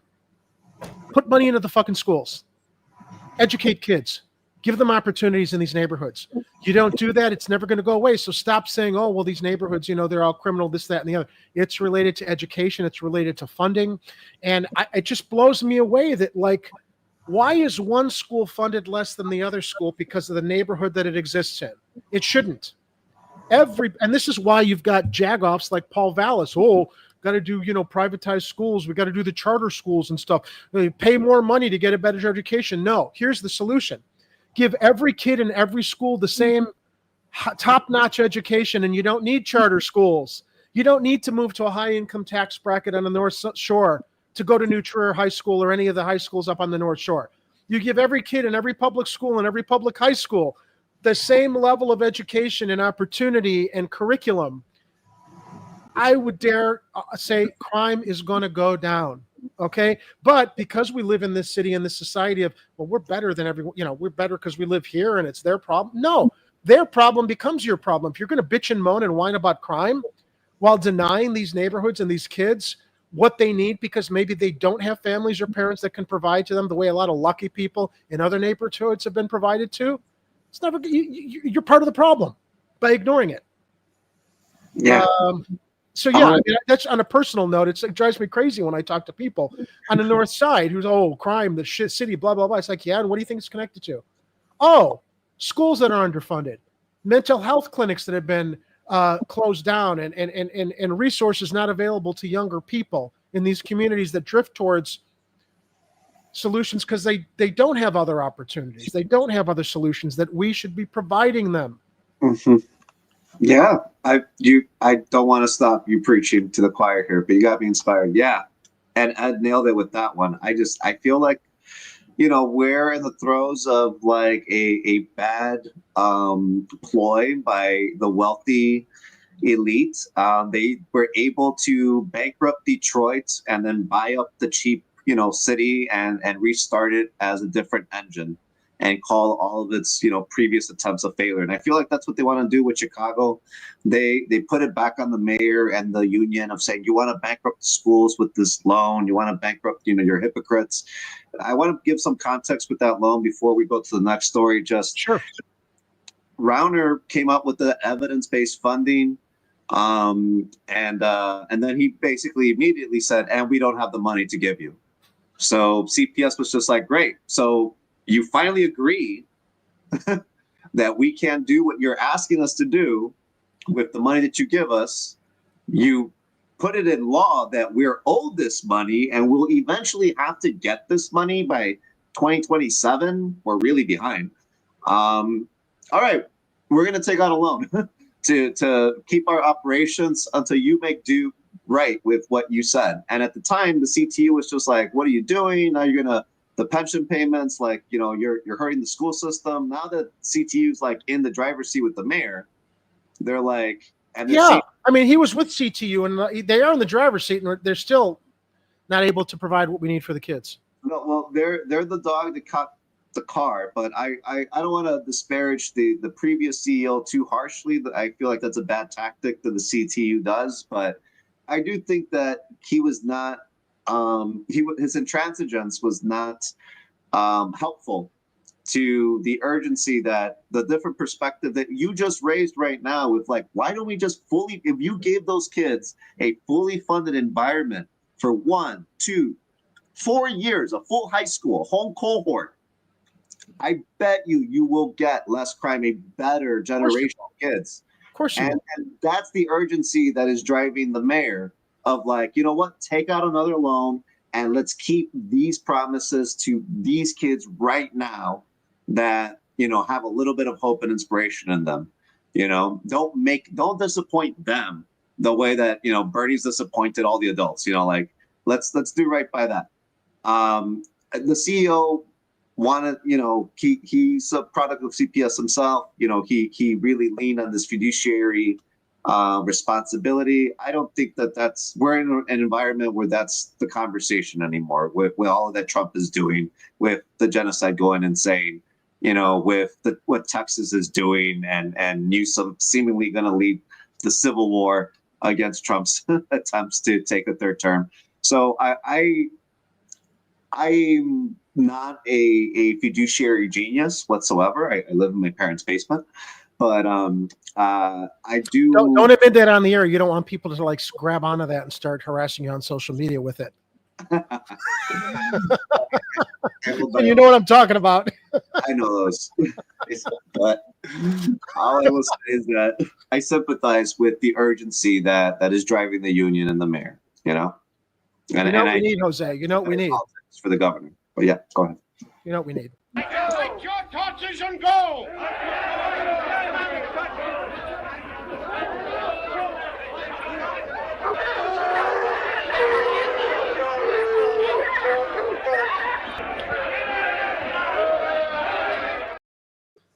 Torches, pitchforks, guillotines. People solved their problems back in the day, you know, not these days. You know how to. They came together. All right, moving on to our next story, our next conversation, topic of conversation.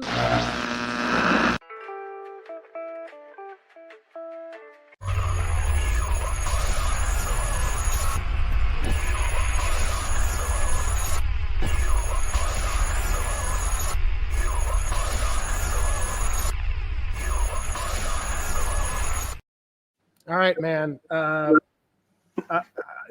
This is a huge. This has been a topic of interest my whole life.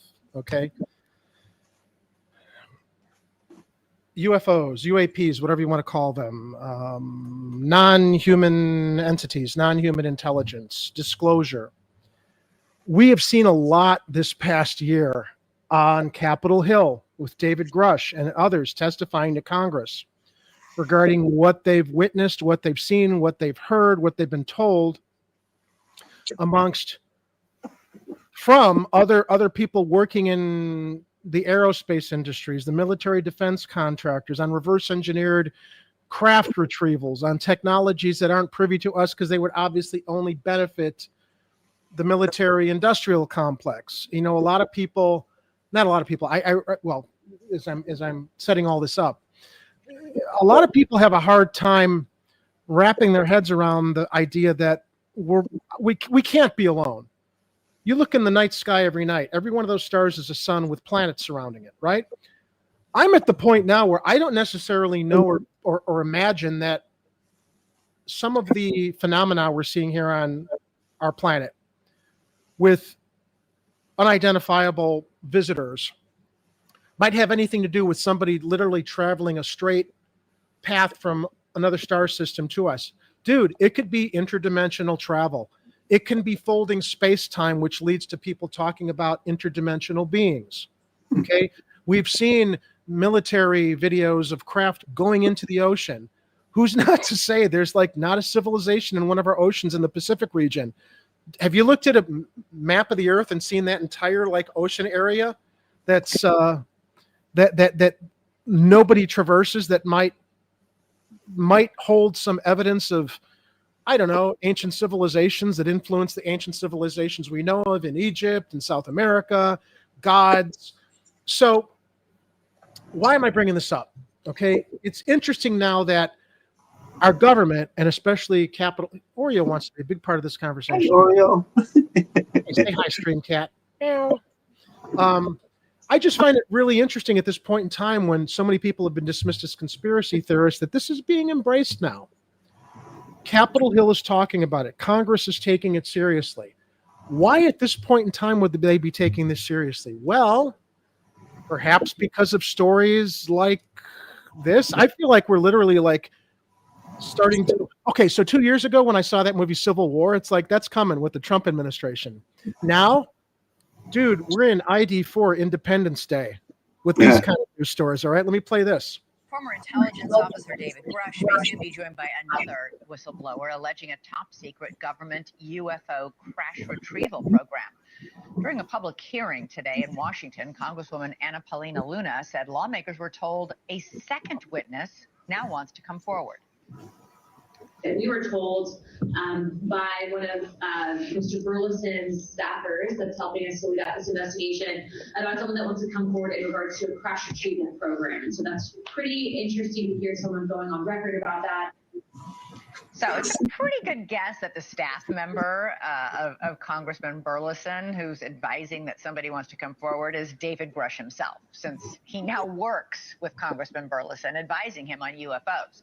Now that relates to what I was talking about with whistleblowers coming before Congress. Now Grush came forward because allegedly there have been people killed within the confines of these programs to basically keep secrets. So, you know, his motivation for coming forward was that all of this stuff that's been kept secret from us has actually resulted in some collateral damage with other whistleblowers or other people that have wanted to come forward. Now we've got this Representative Anna Paulina Luna. Now, I remember her at the forefront of a lot of these congressional hearings last year. She's hardcore MAGA. You know, I didn't know how to take her because, you know, I think she's clearly a career climber, especially within the MAGA culture. All right. She's a career climber within MAGA. You know, she says and promotes a lot of shit on social media that it's just like odious to me as far as it relates to supporting Trump and his policies. But I can't figure out, is like she jumping on this stuff and acting as the pretty face of disclosure to distract us from shit that's happening like with the Epstein files, or let's be fair here, objective. Maybe she does have an actual legitimate interest in this stuff, and now that people are speaking before Congress regarding disclosure in light of what some astronomers are seeing approaching Earth right now, we'll get to that. Let me share something she was talking about on Joe Rogan's podcast, and I hope we don't get a copyright strike for this, but here we go.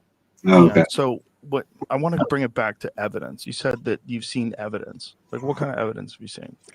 I have seen photos. I have seen. What have you seen photos of?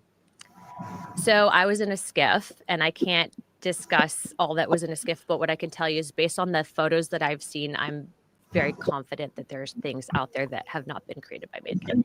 Okay, so I don't doubt that. I don't doubt that she's seen that. I don't doubt that a lot of Congress people who are demanding to know what the F is going on that's been hidden not only from Congress, but from the presidents throughout history, because you've got the deep state, you've got the defense industries possibly reverse engineering these things. And when people say, well, if they're reverse engineering this stuff, Jose, why don't we have anti-gravity technology? We probably do. I personally believe, as we go into this conversation, that a lot of the technologies that we've seen emerge from the 1960s forward, there was a huge jump from the mid-50s to the 1960s from what we call analog technology to digital technologies, computer technologies. It was a huge leap in technology. Well, what happened mid-50s? Roswell. The alleged craft retrievals in Roswell. What's not to say that whatever they may have retrieved in Roswell, they were able to reverse engineer some of that stuff, not all of it, but some of it, to be able to advance our technologies forward to the great leap we saw between the end of the 50s through the 60s into the 1970s. Stealth technologies, digital technologies, right? But let me also say this. If you were able to travel in time and take a motorcycle back to when the Pilgrims got off the Mayflower, and left it there, they might be able to reverse engineer some of that motorcycle, but not all of it. Use that model with the idea that possible craft retrievals by these aeronautical contractors that we've maybe given crash retrieval to have been able to reverse engineer some of the technologies, but not all of the technologies. Let me move forward with this next Joe Rogan clip as we continue to where I want to take this. You said that you've seen evidence. Like, what kind of evidence have you seen? Oh, wait, I played that one. I'm sorry. Let me play the next clip. Yeah, I mean, like, it gets a little woo for me, but I do, like, you know, I do think about extraterrestrial life and, like, you know, the moons of Saturn and life underneath there, and, you know, and that other video that you had about the harbor theory about the comet, I think is pretty interesting. Well, yeah, okay. So before we get to so here's the other one I was looking for. That I mentioned earlier. I can also tell. If they're not, if extraterrestrial intelligence isn't traveling a straight line, because we know faster than light travel is. We don't know how to manage that, but here she's talking about the concept of interdimensional beings. What does that mean? Mm-hmm.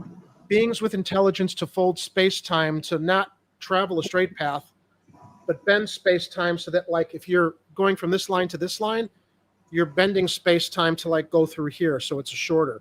And when we've seen craft in videos and stuff here that are documented by people, we see things disappear. So that could be folding space-time through dimensional travel. Let's hear what she talks about here with interdimensional travel. I can also tell you, and this might sound crazy, but based on our investigations and stuff that we've seen, okay, there is definitely something that I think would rival what we know currently with physics, and a tech that potentially is out there that we don't have the ability to reproduce, because it would basically be like dropping a cell phone right off back during the time of maybe caveman. So, like, we just don't have the tech to develop it yet. What I can also tell you is, based on our interviews, and this has been something that you can go back and watch with the congressional hearings, but I was actually able to ask some of the witnesses, you know, what are these things? And they keep saying interdimensional. And then when you talk about the interdimensional aspect of, you know, are these things pre-existing, maybe outside of what we currently know as our own dimension? That stuff can kind of all sound crazy, but at the end of the day, you know, my job as an investigator is to receive all the information, decipher it, and then ultimately, from a congressional aspect, if you do have contractors that are withholding information or operating outside of the purview of the federal government, I mean, there's budgetary issues, but there's definitely something that I can tell you with confidence that exists that we don't know how to explain currently. And when she says we, she's talking about Congress, not those that might actually hold the information that they're trying to get in these secret SCIF meetings that they're having with people who are coming forward and testifying. So when you say that it operates outside our understanding of physics, what specifically are you saying? Like, what happened? To I guess break it down in simple terms is that I think that some of the tech that exists, that whatever these things have, these energy things have, energy things? What do you mean? Well, they call them interdimensional beings. I think that they can actually operate through the time spaces that we currently have. And that's not something that I came up with on my own. That's based on stuff that we've seen. That's based on information that we've been told. And then also, too, I think that there's this historical aspect of, you know, this gets into the deeper theories and concepts of religion, and I think the history that I find that fascinating, because when you talk about the Bible, angels, demons, what's not to say that ancient civilizations weren't processing what could have been non-human intelligence and relating it the only way that they could understand it. But wouldn't that be so fucking annoying if we spent 2,000 years listening to some asshole interpret what he thought was a divine word that was just an alien that was lost? Yeah. Exactly. I agree. Yeah, that's the point. I'm arguing with religious people now about, like, okay, everything that you take literally in the Bible, are you really ever going to disconnect if science actually proves, okay, I've always dismissed the Bible as fairy tales, right? Good moral compass, right? Good lessons, at least the New Testament. I was Sunday school, Greek Orthodox. I'm agnostic now, but there was a value to getting a moral compass from all of this. You don't have to cling to it literally anymore. But what if we now re-examine not just the Bible, but other other cultures and other religions is understanding and processing. What ancient cultures saw and relayed may have been all this. Will these religions acknowledge that so that we're not headed towards a rapture in World War III, so we can like manifest what ancient cultures didn't understand, that we're maybe now beginning to acknowledge and understand with disclosure and people coming forward and talking. So I want to hear what you think about all this. I pretty much made my case, but I don't know what your thoughts are on all this, because I just find this fascinating as we evolve as humans and as a species in relation to the world around us right now. So what are your thoughts on all this, Jose? You know, I think it's an ongoing theory in humanity. I don't think it's a new thing, you know, like a space people and you know, where we come from theorizing. War of the Worlds, old sci-fi, you know, introduced a lot of like challenging the religiousity of culture, of humanity. One of my favorite writer really is when I was diagnosed with ulcerative colitis and Crohn's disease at like the age of 18. So like my more formidable years, I was very like depressed English major. I read all of the Kurt Vonnegut books, everything that he's ever written, all his short stories, all his novels. I just love his perspective. He was an atheist. He grew up an atheist. He was raised an atheist. He was an engineer, had a scientific mind, World War II vet, was in Dresden, got bombed by his own nation. America bombed his ass when he was a POW. And he found religion to be a beautiful thing that was naturally reoccurring in humanity. And so much of his stories had to do with science fiction and religion. And actually, one of his Sirens of Titan, it's a great book. And so much of this kind of reminds me of like, there's interdimensional like fuckery afoot, and some billionaire cultivates tricks humans from Earth to go to Mars to train as an army to then come to Earth to invade it, and they get their asses kicked, but it unifies Earth and it gets all of Earth to change their religion.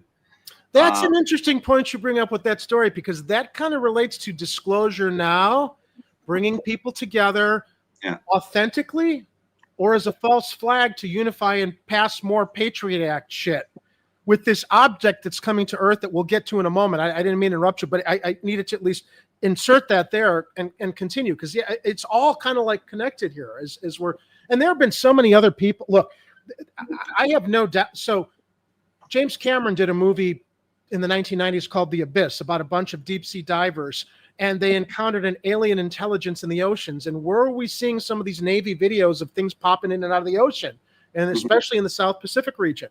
Steven Spielberg did Close Encounters. He had a lot of UFO researchers and experts when he made that movie. He's got another movie coming out next year called Disclosure. It's almost like I feel that the elites in our society rub elbows with those that might tell them things. And you know who John Carpenter is, don't you? Yeah. Did you see They Live? No. They Live was a movie that he made in the 1990s. And this is a scene from They Live, Jose. Our projections show that by the year 2025, not only America, but the entire planet will be under the protection and the dominion of this power alliance. The gains have been substantial, both for ourselves and for you, the human power elite. So in this movie, Randy Piper, the deceased wrestler, he's wandering through 1988, and he finds a pair of sunglasses, puts the sunglasses on, and the sunglasses reveal the signs where it's like consume, obey, do this, do that. And he sees certain human beings are actually like alien beings. And there's a resistance that's like distributing these sunglasses so you can see these beings that have an influence and are literally working in tandem with our government. This is towards the end of the movie where he and one of the resistance allies he finds wander into this honorarium dinner that the non-human entity. Okay, so let it continue. This is crazy.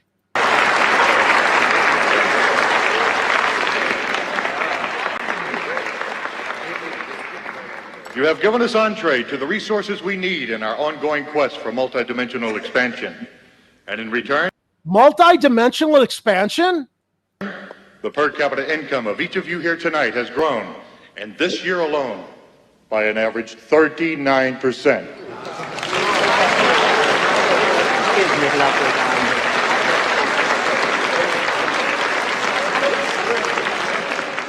And I've just received word that our forces have won a major victory. The underground terrorist network has been destroyed here on the West Coast. We are off crisis alert. The situation is normal again. But they estimate by 2025. I want to know, what did John Carpenter know in 1988? Who told him? Because much like, James Cameron doing The Abyss, or James Cameron presenting Cyberdyne in the Terminator movies, and AI becoming what's the word? Self-aware. That we're sentient and we're a pestilence, as we're talking about now. Yeah. I mean, it's like you can't help but wonder which of these creatives that rubbed elbows with elites knew about what was going on behind the scenes to let's make a movie about it, and nobody's going to know that it's all fantasy. But as it relates to what's happening now with disclosure and what Anna Paulina Luna and other congressional people are coming out and saying, is this going to unite us? Now we've got this comet coming towards Earth, Jose. Right. Atlas. Yeah, Go ahead. Let me get that queued up to go to that last piece of this story I wanted to kind of discuss with you. Yeah, I mean, I could talk about this topic for a minute. I was raised Catholic, but as a Mexican American, I'm a little partial to the polytheism of the Mayan and cultures and the Aztec cultures. There's actually a very the way the Aztecs took power was a spiritual politics at play, where they worshiped the sun as a war-driven culture. And other cultures that were more agricultural based and agrarian based, their gods were not defeating the Aztecs. So Huitzilopochtli just kind of seemed like he was there to own things, which is why then the spirituality wars and all that and where they come from. I totally love talking about that. The Pacific having alien life and intelligent life, maybe. Is Yahweh just some interdimensional energy, intelligent force that brushed up against us meat sacks and accidentally activated something in our head, to witness the universe a little closer to what that thing is doing? Okay, maybe. I don't know. I don't know what's going on. I know I'm alive and I know I'm going to die. But I do think that the idea of the human elites that are in charge of the planet, and so they get to decide what happens to everyone else, is probably not that new of an idea, considering the pyramids, that's what the Aztecs were, and people plotted to kill them, So I entertain these ideas because I do think that the elites have the time to sit around and think and discuss this and bring real, tangible, authentic historical artifacts into the conversation to, give their theorizing more credit. But I also think that they don't have, I don't know how much spooky evidence they're really withholding from us, I guess. All right, so let's fast forward. We've talked about the fact that for the past year, whistleblowers have come forward. Congress has been embracing the concept of disclosure, trying to get to the bottom of things that have been held from Congress. Then what happens? So there's one UFO researcher named Jeremy Corbell, and he said in a and I don't have that video up here right now, but he said last year in an interview, next year the world is going to be told of something headed towards Earth, and it's bullshit. It's a false flag that's going to be meant to manipulate people.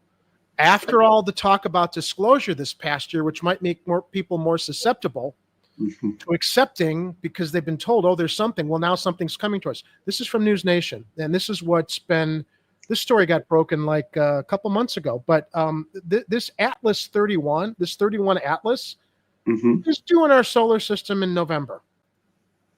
Let's hear what she has to share with us.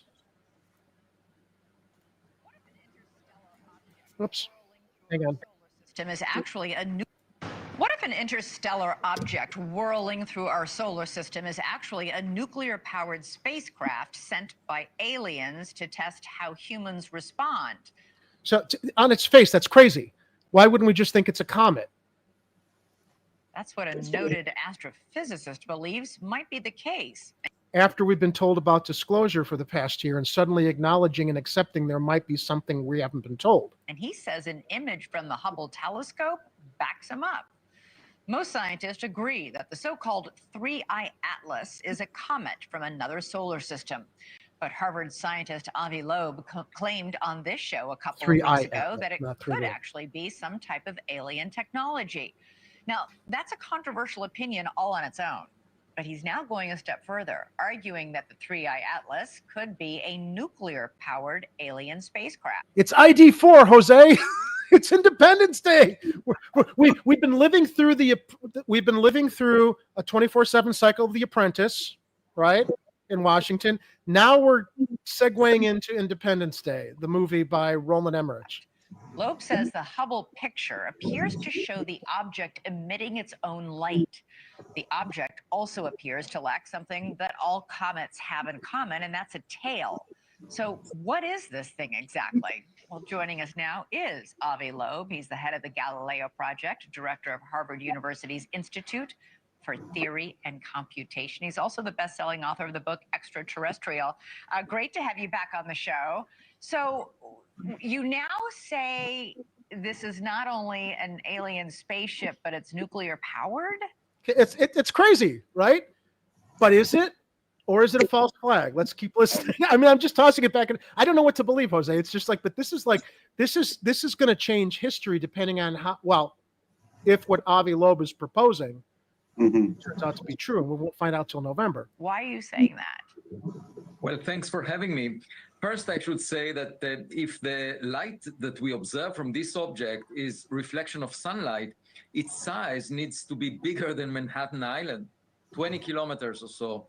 And there isn't enough rocky material in interstellar space to deliver a rock of that size earlier than 10,000 years from now. So the question is, what is it? And its orbit, the trajectory that it takes, is aligned with the plane of the planets around the sun to within 5 degrees. That's a chance of 1 in 500. And moreover, the what does that tell you? What does that trajectory tell you? Well, it indicates that perhaps it was designed by some intelligence. That's something steering it. Not necessarily, but the trajectory itself was chosen to be such that this object will pass close to Mars, Venus, and Jupiter. The chance of that happening, the timing of its arrival is perfect for that, with a likelihood of 1 in 20,000. And so I'm just saying we should observe it. It doesn't look like it's a random occurrence. The size, the trajectory, the fact that it comes so close to 3 planets in our solar system, and actually it comes closest to the sun on October 29th, when the Earth would be on the other side of the sun. We won't be able to observe it. I'm analyzing right now the best image we have of it. We don't have any evidence for gas around it in the spectrum that was taken, but we do see some fuzz, some halo of scattered light around it. We're looking at the image now. What does that tell you, that halo of light around it? Right. So usually for comets, you see a cometary tail trailing the objects from behind because it's being pushed by the radiation from the sun. The dust particles are pushed. Yeah, let's jump a little bit forward because he does get into. I mean, I don't want to dismiss important science, but let's get to the meat of it. She called me on the phone and I gave her an update about the object, and she encouraged in a formal letter she wrote to the head of NASA, Sean Duffy, the Secretary of Transportation, to encouraging NASA to use Juno, which is... So we have a probe right now near Jupiter, Jose, that's completed this mission. Nice. And they could reprogram that to get into position to look at this thing before it gets closer to us. And that's what he's talking about here. So, and that will lead to my last video after this one, but putting the pieces together for the story. Next to Jupiter, to come close to Three-Eye Atlas when it will get there on March 16th, 2026. So Juno could gather some data, take some pictures of this thing? Yes, but they're decommissioning this. They're going to take this probe and crash it into Jupiter or some. They're just going to like let it go because it's completed its mission. So it's like it's in the perfect position to actually still be useful to us as in regards to this thing that's approaching us. Also a camera that is next to Mars, because this object will come very close to Mars as well on October 3rd, 2025, and it will be within a distance of 29 million kilometers from Mars. And there is a 0.5 meter camera that is currently used to watch Mars itself. But I encourage the team that operates it to look at 3i Atlas, and they can get a pixel resolution of 30 kilometers around this object, so we can get a better sense of what the nucleus of this object is. And super quick, Avi, is there any reason to be concerned about this? Yeah, you never know what kind of intent it has, and I think we should, in the future, have some international organization that decides how to respond to a visitor to our backyard, because that visitor may enter through the front door. Avi Loeb. All right, so one of the key proponents who's also got a show on News Nation is a journalist named Ross Coulthart. Coulthart is from Australia, and Ross is like always talking about disclosure and everything that we need to pay attention to, blah blah blah. So if you would imagine that if anybody's going to say, yeah, man, reprogram that probe to get close to 3i Atlas to see what it is, it'd be Coulthart. Some people are thinking that he's been compromised now because he's like, oh, no, we don't need to do anything. It's like, what? I mean, on July 1st. Okay, go ahead. Yeah, before we show this video, I wanted to set it up. Go ahead. Just cynically, like one Harvard guy, he sounds smart and cool, but like, is he just helping, like, cynically? Distract us from other things, maybe. Musk get more power to do some like satellite trick and then do a narrative to take control of Space Force or something, like you never know. To his point, I think that that's just as plausible as this being a probe from an alien civilization being very overt about like, hey, we're spying on you. So I think that to Kurt Vonnegut's novel's point, some crazy oligarch that got caught up in interdimensional like science decided to finesse a fake alien invasion to bring humanity together. Could be and distract us from the Epstein list, right? No, look, I only present this stuff not because I've made up my mind about it, but as we've certainly learned from the Kennedy assassination and 9/11, the stories we've been told in the past were bullshit. Sure. How do we process what's happening in front of us right now, knowing that we're constantly fed bullshit? Is it a false flag? Or is finally, we're kind of ahead of the story because now we're more aware and paying attention and being more accepting of things that we might have thought, this is crazy. How could, I don't know yet. So go ahead. I think that it's just because there's been a breakdown in our legal system with like a criminal pedophile pimp, like kind of running the institutions that, I think they need, and the Holy Lands are going through a genocide. I think, a mushier approach of understanding life benefits both the elites and a captured working class. Yeah, you're right. I'm hoping that we're finally going to find out what the fuck is behind UAPs and UFOs. I mean, that's why I'm leaning more into. I want evidence. I want to believe. I want to believe. I want to find. It's like the X-Files.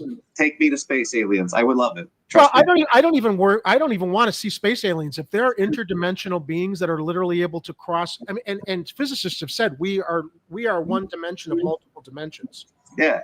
There are possibly other dimensions existing within distance of ours that we cannot perceive, we cannot see. And what if they're crossing from that dimension into ours and going back? That doesn't mean they're from, maybe they are from outer space. Who knows? I mean, it's just, it just boggles your mind. But let's hear this is the thing that just strikes me. It's like, I don't know what to make of it anymore when you've got this very prominent UFO disclosure guy being asked by this journalist, well, this satellite or this probe is near there. doesn't it make sense to like go investigate it? By Professor Loeb. Why does he believe this could be an alien craft? And what is your take here? Good evening, Natasha. Well, look, I think the primary reason why Professor Loeb thinks that it might be something of a technological origin rather than something natural interstellar is because of its trajectory, that it does pass unusually behind the sun at its closest point behind when it's near the sun. And more importantly, the speed. He attaches a lot of All right, we know about that. Let me jump forward to where he's just like, yeah, we shouldn't go. for Why other wouldn't you? techno- Why wouldn't you take advantage of a probe that's there that could investigate it unless you're trying to either cover something up? This guy, maybe he's been co-opted, or either cover something up, or where do we get to that point? Or go ahead. Maybe he like the money that it would be spent to keep the probe moving. He wants for like his own like theoretical. Yeah. All right, let's get to the end here. This is okay.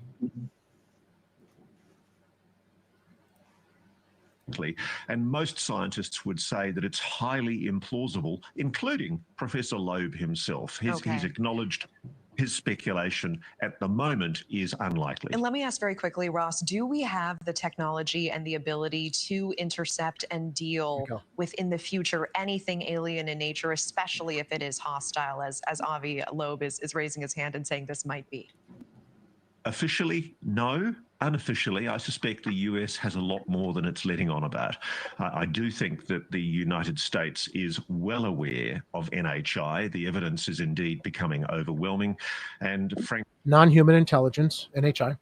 I suspect that they have technology and equipment that they're keeping in the black, which they're not disclosing to the public. And that's the big issue right now. I think the better emphasis is on looking for the evidence that we have on our doorstep than suggesting quite extravagant missions that would cost an enormous amount of money and resources. But this would not cost an enormous amount of money since that probe is close to where it's going to pass. Resources and time, which are further out into the universe or the galaxy. Thank you for watching.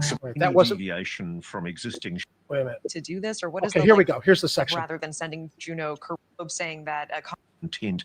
It's inflammatory, and frankly, there's not many astronomers. It's a good idea to go looking for other alien civilization probably wouldn't be using electromagnetic energy in that way.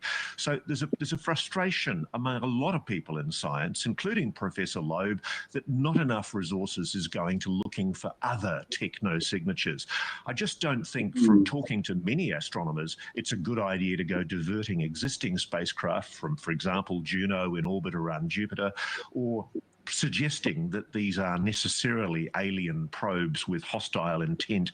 It's inflammatory, and frankly, there's not a lot of evidence for it on current evidence and data. Okay, so this is what doesn't make sense to me. You're not diverting resources. That probe is done. You're going to jettison it. Why not take advantage? For this guy to say, "Oh, you're spending extra resources," you're not. I just can't get my mind around why this guy who's been calling for disclosure and reporting on all stuff all the time is suddenly saying, well, no, let's not use what's there that's not useful anymore for something that is useful. I don't know. Like I said, maybe he hates the team that's on the Juno thing. He's like, go home. Stop getting grant money that I want. I don't know. People are vindictive, as we've seen. But, I mean, maybe he is covering something up. I mean, he also alluded that the government has more than they're letting on. So maybe they let him on something that, we don't know, to put a knock on my theory. Something's going on. Non-human intelligence is something that I do think is like just true. Like, I don't think that we're the smartest things in the universe. Yeah, I mean, I have all kinds of theories about. We could do a whole 2 or 3 hour show over this. So maybe it was unfair for me to like toss it in here. But, as the world's burning and we haven't there's so much to talk about. I'm like, what are the big things? New York, politics, Chicago, disclosure, Gaza. It's like I was trying to do a little cliff notes on trying to catch up if we're going to continue. Well, we plan to continue doing more Chicago corner shows. But let's move on to the next story that has to do with ICE raids in Chicago. And again, I think you're more embedded on the ground in regards to what's happening with this particular story. I can play the video from CBS News. Thanks. Yeah, I think it's on mute right now. Yep. The Chicago area couple says they were wrongfully detained by ICE after a wrong turn at the U.S. border with Canada. New at 10, our Charlie DeMar spoke with that woman about why her husband is still in custody. Charlie. Joe and Erica, Sergio Ramirez is originally from Mexico, but he's been living in the Chicago area for about the last 20 years. But since late May, he's been in ICE custody in a jail in Michigan. My heart is broken for my best friend, my husband, with whom we built a life together. Christina Ramirez says her life has been in pieces ever since her husband, Sergio Ramirez, was detained in late May near the Canadian border by U.S. Customs and Immigration Enforcement, or ICE. I just am very upset, outraged by the injustice that in this world. It is just wrong how they have him there. At a church in Pilsen Wednesday, the community, family, elected officials, and civil rights advocates rallied in support of Sergio's immediate release. This is a human tragedy about one family, but is also an example of a system that has run amok. The couple was in Michigan for their construction business when Christina says they made a wrong turn towards Canada. Along with Sergio, Christina says she was also detained for 3 days despite being a U.S. It's the new Gestapo, Jose. citizen. Yeah, U.S. citizen. Sergio is still being held. Now our lives are being derailed because we took one wrong turn. My husband is not a murderer. My husband is not a criminal. My husband is a very loving and good person. Sergio's immigration attorney says the 32-year-old has been in the U.S. waiting for his U visa application to be approved and is eligible for permanent residency through his marriage. Which is essentially protection against deportation from the United States. So this is the most egregious case that I've ever seen. Without him, I'm heartbroken. I'm torn. It's just totally unfair, not right. Now, we did exchange emails with a spokesperson for ICE, but did not receive a comment for this story. Sergio will be back in court next week. We're live in the control room. Charlie DeMar, CBS News, Chicago. So have you been following this rat fuck Stephen Miller on X, the reincarnation of Joseph Goebbels? I had to take a break after he was doing his own like supervillain speechifying over the ICE raids. God, I hate him. But yeah, that Gavin Newsom's grown on me just a little bit over how hard he hits him nonstop. That was really it. That's what gave an inch to him. So you've been very much on the ground with activist efforts and protests and stuff that's going on with ICE raids in Chicago. So you had selected this topic, which is absolutely something that needs to be talked about, that I'm going to say with shame and embarrassment, I haven't been following as closely. So why don't you bring us up to speed on what you're seeing and more, I guess, context for this story as it relates to a broader situation here in Chicago and other cities with ICE raids. Yeah, I appreciate that. Thank you for sharing this clip. Could we actually bring up the article that I shared with you in the chat about the LA efforts and what they're doing on TikTok? Let me see if I have that one. Give me just a second. No worries. I just to get some context, I'm not as active on the ground as I would like to be. I'm old. I don't have the energy I once had. I'm going to be 40 in like 5 months. I've been waiting for my new prosthesis so I can start taking part in the protest. I just can't go out on my crutches. I'm so frustrated. It's like I want to, I've been detached from it, but I want to get more involved and back involved. And I'm literally waiting on things that are going to help facilitate that so that, all right, let me get into your direct message. Is really setting the mold on what to do and how to do it. And Illinois has good know your rights, has a good legal infrastructure. There's a good support network of people that join families at court and court watches to make sure, people go to court and then ICE kidnaps them there. That's what then they arrest judges who give them the advice on how to get the hell out of there so that you don't have the Gestapo coming in and taking advantage of it. Yeah. So, that's kind of been the Chicago efforts. There was at first like a lot of efforts around like the actual facilities and trying to block stuff. That got a little hairy with the police, and we just don't have the manpower locally for that kind of thing. LA does. LA has been on it. LA shows ICE no quarter And I love him for it. It's gotten so good in LA at people coming together to agitate against ICE that there has been a concerted censorship effort. There's been every day, there's been protests and confrontations with ICE, and we don't see it. We don't see it on X. We don't see it on Facebook. We don't see it on Blue Sky. We don't see it anywhere. And on TikTok, the only reason we see it on TikTok is because creative Californians have started using hashtags LA Music Fest 2025. The venue is at this address, playing politician, politician, politician. Come join the fun. It's ingenious. The good for them. Oh my God. It's like, I love you guys, LA. I joined the caucus groundwork and the DSA because they are the ones that are most plugged into that in California. We're not doing that in Chicago. We are learning to build up that infrastructure. Also, we have a better situation in that the local police just don't seem to be like as hot as California about like ICE everywhere. There's a question now too about if CPD has been in collusion with ICE. Right. There's another story I'll bring up after we talk about LA here, but yeah, please continue with this because there is a connection to that. Yeah, no, I'll stop here. Just that we see that where ICE and the police do have a symbiotic relationship, there's just nonstop terror. And that's why you see the response that you're seeing in California.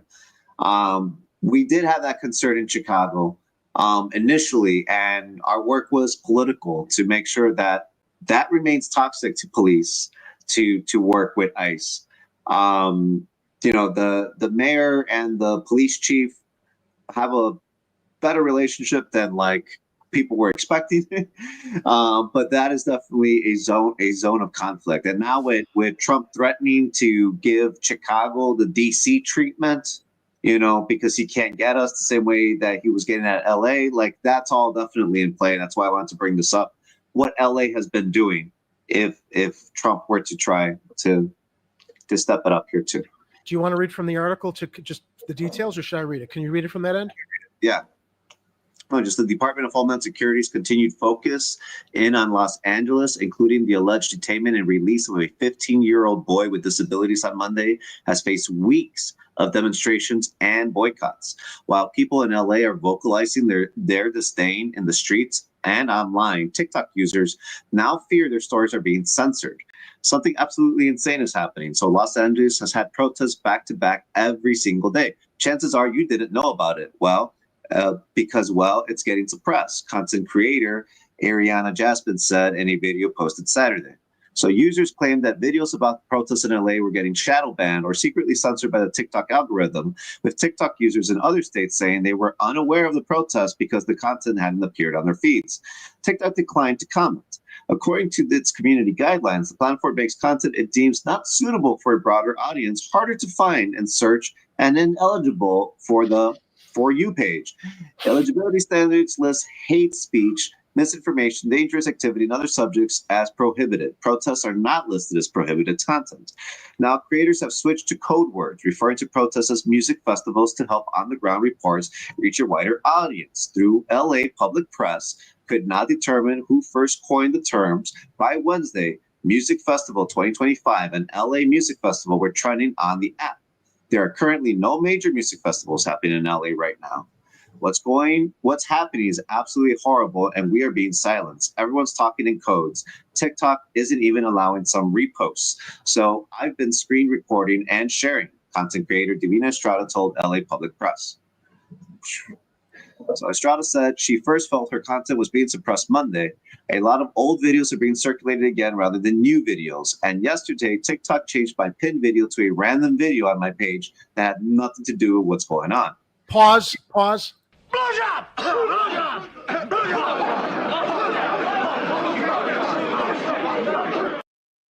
Got to lighten it up. Good use of that. Users have long accused social media platforms like TikTok and Meta of shadow banning content they deem as important, resulting in alternative names or emojis being used as euphemisms. Watermelon imagery has symbolized the pro-Palestinian movement for decades, but in 2023, the watermelon emoji became a symbol of Palestinian solidarity and a way to discuss genocide in Gaza after users accused social media platforms of shadow banning their pro-Palestinian content. TikTok users have also used similar tactics to prevent restrictions when discussing sexual assault using terms like grape and PDF file. That's what we got to start calling Trump, the PDF file. A PDF file, yeah. I'm just waiting to like check our YouTube channel after this broadcast to see if we get sanctioned or censored or whatever else. Go ahead. Well, I can keep going. Yeah. The algo speak is an interesting point to maybe finish it on. Yeah. This type of algo speak, euphemisms, a language created to overcome algorithm moderation, is seen across cultures and platforms. According to The Guardian, in 2013, Chinese residents started using Winnie the Pooh memes to reference and mock President Xi Jinping. In 2018, it led to a ban on the release of the Christopher Robin film.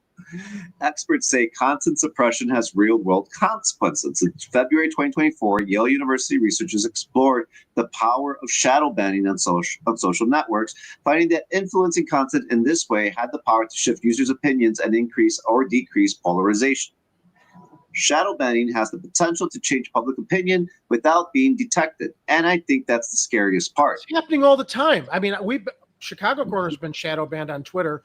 We were shadow banned when we were broadcasting a couple years ago. I mean, it happens. Everybody's being shadow banned because of the tech giants deciding to like ally themselves. Look, Netanyahu was on all over fucking Twitter the other day talking about how the algorithm has to be reprogrammed so any anti-Israeli sentiment, actually anti-Zionist sentiment, would be suppressed.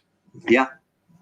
Yeah, which we saw a lot of the genocide on X, but was that really to help Palestine? Or was it just make Israel look a little bad, from Elon Musk's sense of humor? Like, he's suppressing these ICE raids and protests in LA, clearly.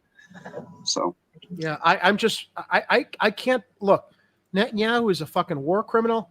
I don't know what's taking so long for... I don't know. He tends to like to hightail it to Cyprus every time he engages in a new bombing raid in Gaza. And, I have to imagine that someone on the ground might have access to a heat-seeking missile launcher. I'm just saying. I'm just wondering what's taking so long. Yeah, I don't know. All right, let's get to this as it relates to the ICE raids. Oh, I shared this with you? It was something I found out later about police complicity with what's happening. Did you get a chance to read this, or should I go into it? If you want to, go ahead. I just skimmed it. Well, as it relates to stuff here in Chicago, beyond the algorithms in LA, drawing attention to things, and LA police potentially helping ICE, we're now wondering what's going on in Chicago. Mayor says COPA should investigate if police assisted ICE with immigration raid. Some older people have demanded the city investigate whether Chicago police violated sanctuary city laws during the raid, but it wasn't clear until now which agency should take the lead. And this kind of goes hand in hand, too, with Trump talking about how he's going to start cleaning up crime in Chicago like he is in D.C. Don't underestimate that has everything to do with doing more with ICE raids. Because, to Trump, ICE or migrants and raids and all these undesirables that he identifies have everything to do with crime, when he really should tell the ICE agents to just fucking show up at the Oval Office and start bring their handcuffs as far as criminals, real criminals. All right. The mayor's office is recommending the Civilian Office of Police Accountability investigate when there are allegations police helped federal immigration officers, which they're not supposed to do, which could finally spur an investigation into the police department's actions during controversial June 4th immigration raid in the South Loop. Several older people, including members of the city's immigration committee, have repeatedly pushed for the city to investigate if police violated Chicago's sanctuary city ordinance in their response to the raid and the protests that formed around it, but there's been prolonged confusion among city officials over what agency would investigate. Tell them all to investigate. Just tell them all, because then ultimately the one that's responsible will at least be ahead of the game, right? The mayor's office has now said that that agency should be the Civilian Office of Police Accountability, COPA. That actually makes a lot of sense. The police department watchdog that investigates police violence and misconduct, the office conducted an internal review To make that determination, releasing the results to Block Club Monday. The controversy stems from a June 4th raid in which federal agents detained at least 10 people who'd been told to check into a monitoring program at 2245 South Michigan Avenue. Officials and immigrant advocacy groups said a crowd gathered with people protesting the detainments and trying to protect immigrants, and Chicago police arrived. Organizers have questioned why police officers blocked access to a nearby parking lot during the incident. Chicago police officers created a pathway for ICE agents, facilitating their operations, organizers previously said. Chicago police leaders have maintained their officers were not cooperating with federal agents. The mayor's office, older people, and immigrant advocates are still calling for an independent investigation into what happened that day. But the mayor's office recommendations could make it easier to prevent future controversies and better respond to them. The mayor's office has recommended updating the municipal code to give the Civilian Office of Police Accountability the authority to investigate complaints of police cooperation with immigration authorities, said Beatrice Pons de Leon, Deputy Mayor for Immigrant, Migrant, and Refugee Rights. The proposal could be introduced to the City Council next month, Pons de Leon said. So with your involvement, engagement with advocacy for migrants against these ICE raids, has this been a matter that's been, I don't know, at the forefront or of attention to those that are trying to provide resources and pathways to migrants to avoid these ICE agents coming in here? And look, they're sitting out front of Home Depots now. Yeah, It's I mean, like talk about racist. So yeah, okay, so migrants go to Home Depot to like find jobs that, you know, to support themselves, right? They're not criminals. yeah, When they spend the money that they make on whatever jobs they're contracted for in front of a Home Depot, they're paying taxes on their earnings when they go shop. Stop this bullshit that they're not paying taxes. The only taxes they might not be paying are income taxes, but they're paying taxes everywhere else. Groceries, gas, anything, right? Anyway, go ahead. no. I mean, like I haven't seen South Park in so long, but their ICE episode really, I mean, like ICE raiding heaven. They're like, so many Latinos are probably in heaven right now. Like, let's go to heaven and round them up. Like that is the attitude that we want to prevent. And like these other people calling for this is a tool, you know, to prevent that. Hey, Oreo. I think that it's important that they, you know, like this article is from like the beginning of August. I think that it's really dampened a lot of like the police is like the ones that are gung-ho about working with ICE. Yeah. Yeah, I don't want to be one of those like not all cops guys, but like some cops are they just want to do their job in their community and go home.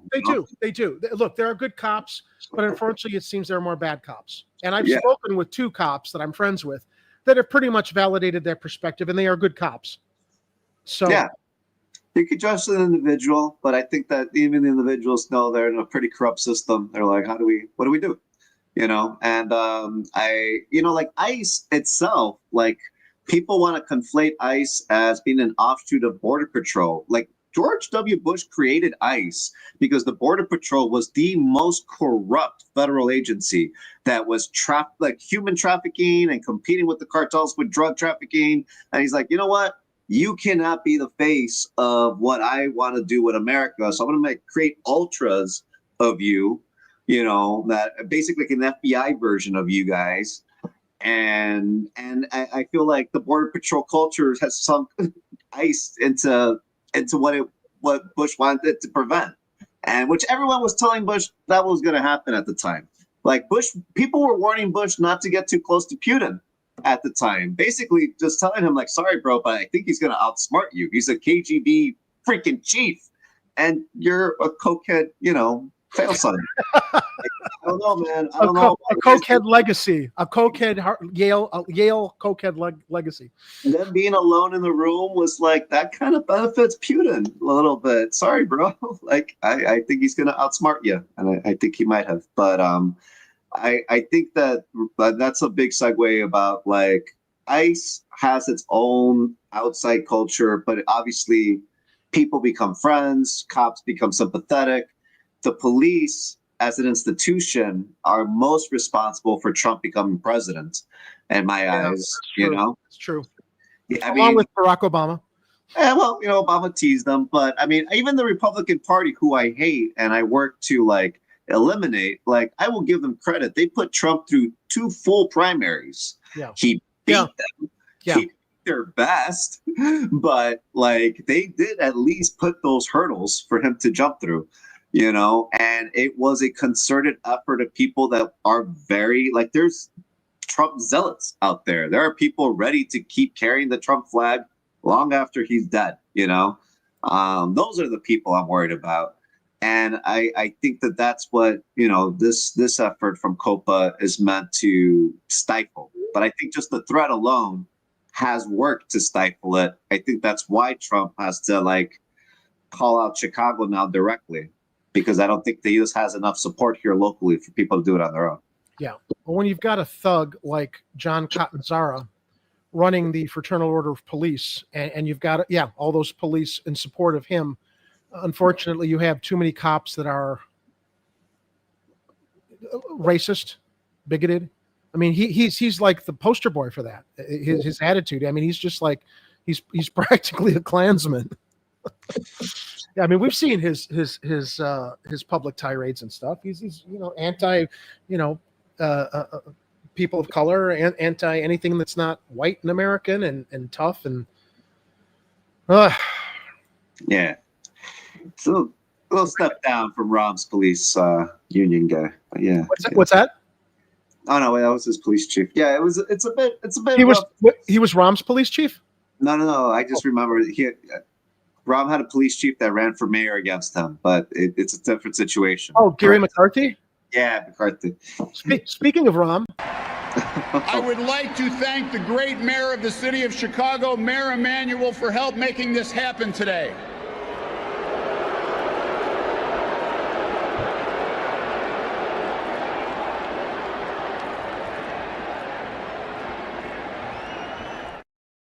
it's a nice blast from the past.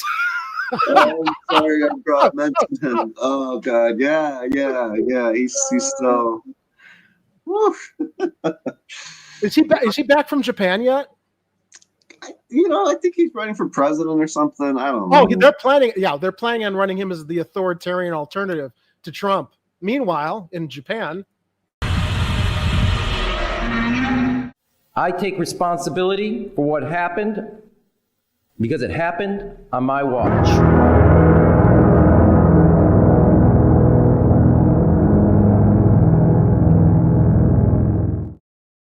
Rom versus Godzilla.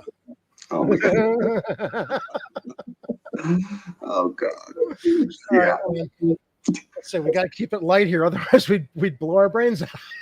Rom is a character, definitely. But you know what? It really is. It is terrifying that the Democratic Party is looking to embrace him as a viable alternative candidate to Donald Trump, and I think that they're doing that because he is as authoritarian and in many ways corporo-fascist in ways that Trump is.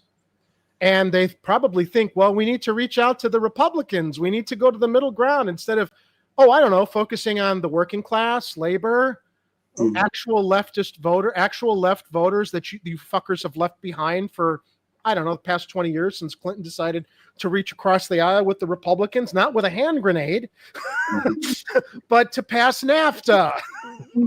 With Newt Gingrich and repeal Glass-Steagall and all this other horseshit when they decided, hey man, the Republicans have got a good deal there with all these rich corporations and businesses. Fuck labor, fuck the working class. Let's go appeal to them too.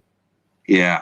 I mean, I think that, and I don't want to give that psychopath ideas, but like, I think that the kind of president that he wants to be, Gavin Newsom's already doing that. Like, he's already doing that. He's a psychopath. Yeah, that's true.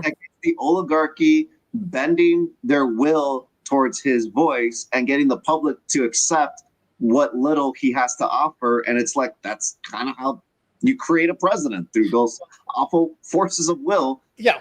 Newsom's already like occupying that space that Rom is like trying to like weasel into. But here's the thing though, again, Jose, there are bad guys and there are worse guys.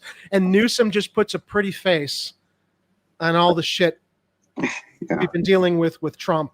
Okay, maybe a little less And maybe a little less than Trump, but still, it's just the same kind of neoliberal, pro-corporatocracy, pro-pharmaceutical cartel, pro-Wall Street, pro-banksters. It's just, we need a third party. And for, look how that's worked in the past. It's like, well, yeah, maybe if everybody stopped thinking third party is throwing your vote away and actually embraced it, you wouldn't be throwing your fucking vote away.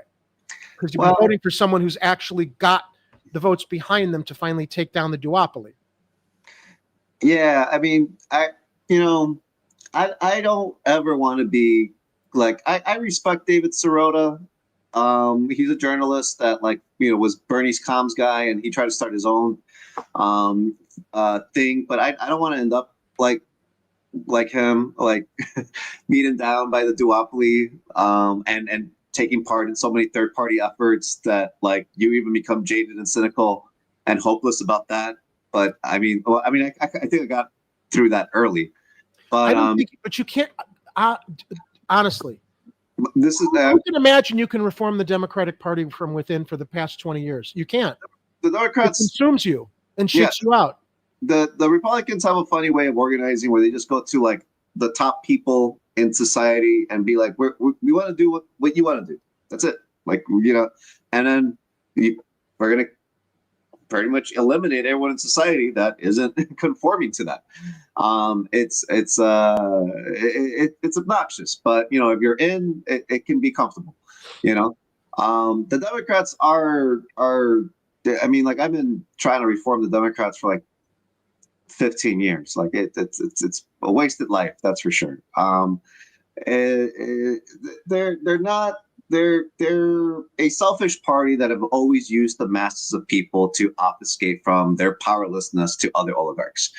But the reason I brought up David Sirota is that he did kind of quantify the 2024 race into the two camps of money that were at odds with each other.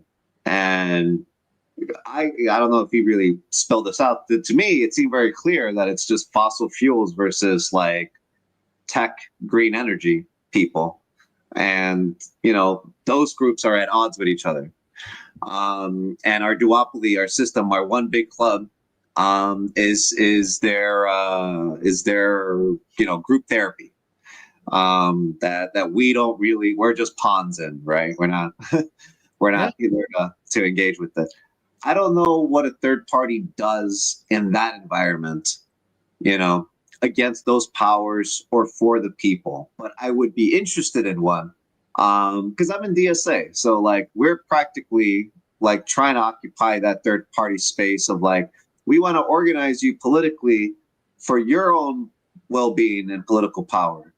We don't have a whole lot of victories to point to, except some strike supports and some electoral successes.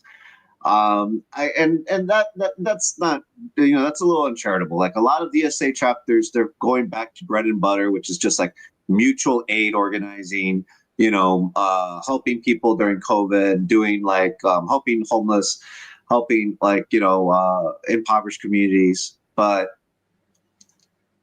to unify all of that as a political party, as a political force, in an election, I think I'd rather still beat up and go to war with the Democrats. I guess that's just where I'm at home at, fighting with, picking up Hakeem Jeffries is the problem in New York City against Zohran Mamdani. I get Zohran's I like Chuck saying he's already been compromised. I don't want to break it to you. He probably has been. I don't care. I want to keep the narrative that keeps that Democratic voter. Those are Americans. Those are engaged Americans. Those are active Americans. I want to keep giving them hope. I want to keep them active. I don't want them to give up the struggle, against capital, which, I do think that the Democrats in the neoliberal, and now this abundance, YIMBY stuff, they basically suave talk their way to try to get the public to accept what's good for capital. Whereas the Republicans just tell you, hey, this is good for capital, we're doing it. That's it. Shut up. And so I get that frustration, but we got some pushback here. Uh-oh. Anyone who is against forced to vote needs to vacate leadership. I was against forced to vote. Why were you against forced to vote? Because we didn't have the guns. We didn't have the army, and I think it split our army up. And I don't think we ever recovered from that. I don't think we ever recovered. But at the time, the whole point of force the vote was to like get a mandate on Medicare for all, and everybody was clamoring for it. So I guess I'm just trying to understand what you felt the strategy was by, because you thought there wouldn't be enough and you had to have solidarity with those that were in power. Because I thought there was an imminent fascist attack on our capital by the MAGA movement, and I was right. Okay. Well, I'm sure it's something you thought through. I mean, no one ever did anybody do anything productive with January 6th? In what way? So that just everybody that just ignored January 6th is dead to me.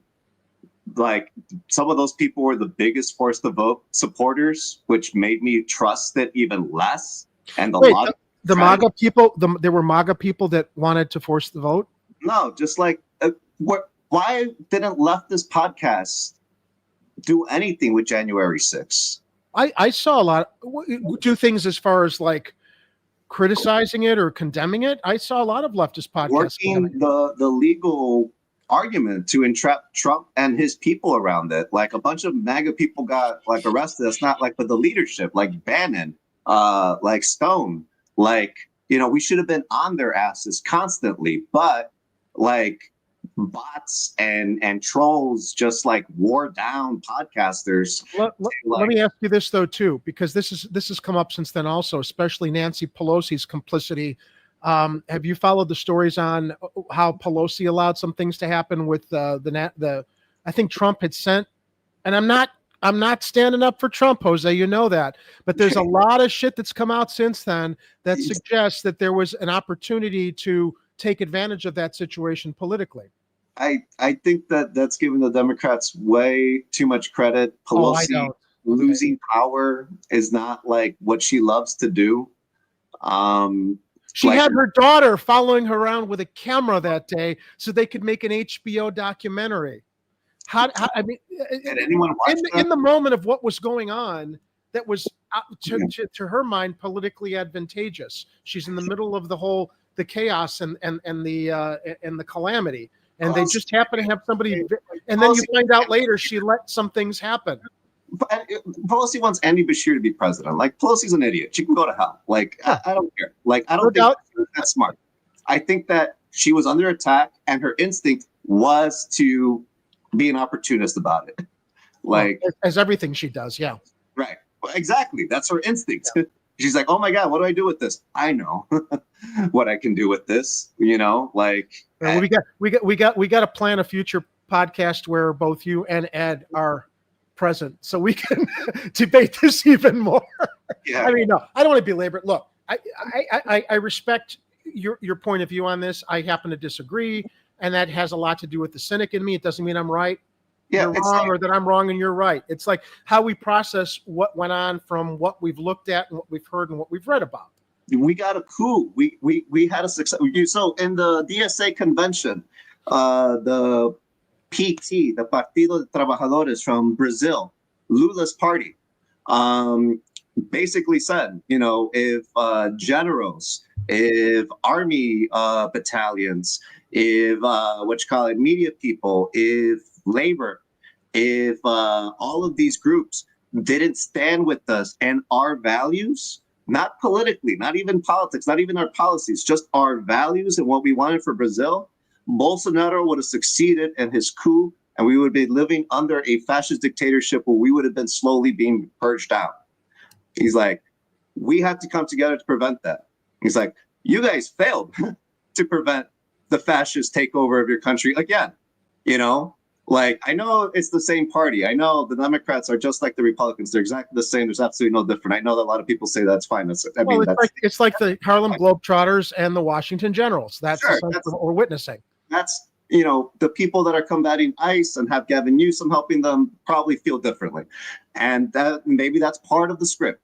But like, my thing is that Trump, as a billionaire that pimped little girls to other billionaires, doesn't have the same cachet as Kamala Harris's broke ass. She would have been easier to fight and bully and hurt and bend towards the public's will. At least there would have been more agitation than I think that we're getting during Trump. I think people have given up. This is what I wanted to see that last election, Jose. I didn't vote. I was certainly not going to vote for Trump, but I certainly wasn't going to reward the Democrats and vote for Kamala. And this was my thinking and my strategy. Let Trump win. Let the Democrats lose. Because if Trump does drive this country in the direction we're all worried about, maybe it will lead to that. So maybe it will lead to this moment. Let your torches and go! You talk about the uniparty and the fact that our voting doesn't change anything. Our peaceful protest doesn't change anything. And as we talked earlier in the show, you said too, maybe as people are protesting and marching, they need to arm themselves and show that.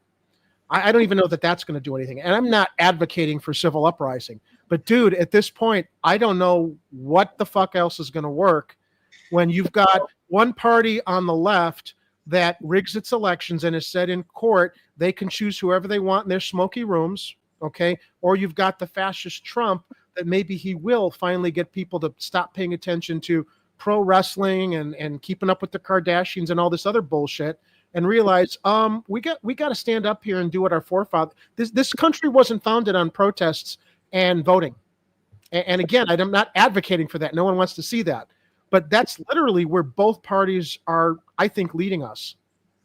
So go ahead. So, yeah. No, I mean, like, I think that, the Democratic Party has never wanted to be a multiracial party. It was a party of poorer white aristocrats than the Republican aristocrats. And so they needed the masses of voters to overcome the Republicans' politics. But then they didn't really want to give those new voters the equal rights and equal access to society, So the Democrats, have always been crooks, but there are their own individual people. Like, Mike Johnson wants something very different for America than what Pelosi wants. I don't think either of them are good, but I don't think it's the choice between eating a shit or a shit sandwich. They're both really bad and you're going to choke on both. I've always said, like the Democrats are like the devil and the origins of hell, and the Republicans are Cthulhu, just death cult, just like we want to die, we want to kill everyone, we want to rapture yourselves, just blackness and endless and nothing. Whereas the Democrats are like corruption and power and control and it's nauseating and it's boring. It's like living in hell. And the Republicans are just like nihilism, baby. We're nihilists. We love nihilism. Just be a nihilist, bro. Just be a nihilist. It makes sense. And I'm like, I don't want to be a nihilist, Republicans, but they're wearing me down. I'm not gonna lie. This last election, I do think that they kind of switched roles. Trump was more like the devil, and the Democrats were just Cthulhu of just like, there's no genocide. No genocide. No genocide. There's no genocide. No, don't pay attention to the genocide. And Trump's like, you don't know. You don't know what's going to happen with me. You don't know. You don't know. You kind of there was a thought that he might actually manage to end the wars because clearly the Democrats weren't. And it's like, okay, let's give them that slight. And that was where I was at. I'm like, I'll give him the slightest benefit of the doubt. I don't expect him to follow through, but maybe. And if he doesn't, Jose, Light your torches and go! Yeah, well, he hasn't, and I don't think that we're closer to doing that in DC. I think he's switched the script and he's attacking DC more than they're attacking him. But I will say I did vote for Kamala. I didn't feel good about it, but I voted for her because I didn't vote for Clinton in 2016, and that bought me no favors when I was trying to do progressive organizing. Yeah, but who do you have to answer to, man?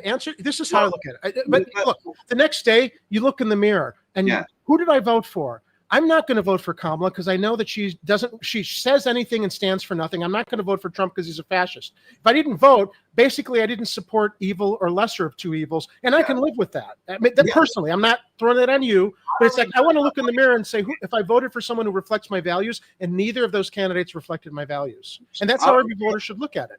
I don't regret not voting for Hillary. I mean, she spent the rest of my life proving me right. And then I didn't vote for Joe Biden. I voted for Mark Charles. I voted third party. That won me no favors when I was trying to like dem-enter during the Biden years. So very cold. So like I saw that trend and I'm like, you know what? If I vote for Kamala like during a genocide, well, she's like supporting the genocide, like I'm going to hell. Like that condemns my soul to hell. I'm definitely going to hell. All right, Kamala, here's my soul. What are you doing with it? You fucked it up. You fumbled it. Wow, you stupid, dumb idiot. Like that was my soul. It's my only soul. You threw it away. You didn't even care. You're going to be our president? No, never. You're never going to be that. I'm already going to hell because I supported you the little bit that I did. So like that was my calculation because I didn't think she was going to win. It looked so bad. I was like, oh no. Of course. So I'm like, what do I want to be? We're going to be in hell after the election, no matter what happens. So I'm going to be a demon. So what kind of demon am I going to be? I want to be the smart ass demon that doesn't want to take shit from the liberals. Or it's just like, if you had just supported Kamala, I voted for her and I'm condemned to hell and I hate her for it. And I would vote for her again. So talk to someone who would never vote for her. You're not condemned to hell, Jose. There is no hell. There's no heaven. I think we're in hell right now.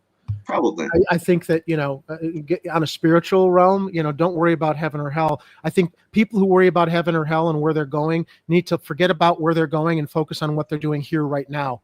Yeah. Because if there isn't anything afterwards, you've wasted your time here doing the best you can. And unfortunately, I don't think, either. I'm leaning more and more towards this, buddy. Sorry, but anyway, all right. So let's shift gears into like some kind of a slightly positive story as we come to the end of the program. We've gone 2 hours 45 minutes. It's another Chicago Corner Marathon, ladies and gentlemen. This is the length of our shows in the past because there's so much good stuff to talk about and good conversation. So, I put together a little video of where I went last weekend, and I will share that here. Bring this up here and share with everybody what was going on this weekend and throughout this month.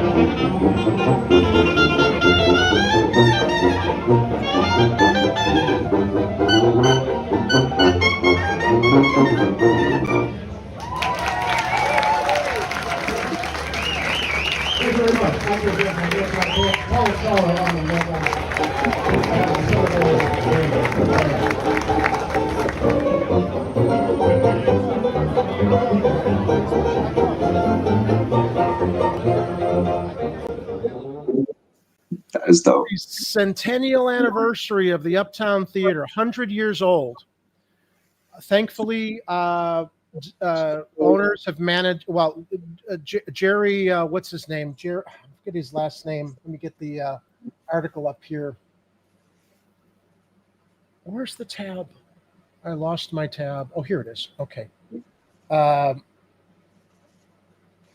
So the Uptown Theater used to host it was a live concert venue for Jam Productions, and the owner of Jam Productions, and his first name's Jerry.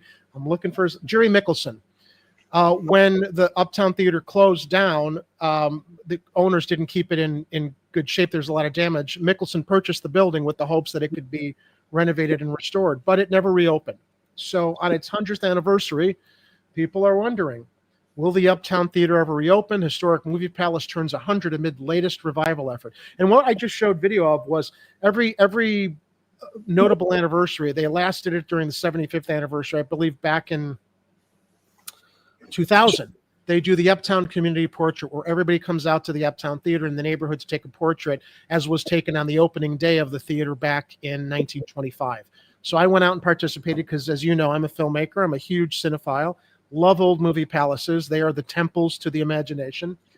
So everybody was there in support. I talked to alderperson Angela Clay about these development efforts. She's a lovely lady.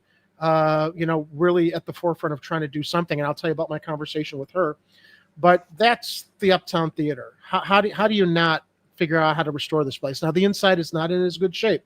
They've managed to keep the lobby in good shape, but the inside is crumbling because of humidity, because of the environment, the elements. There was a flood in the basement. The inside needs over $150 million in renovation.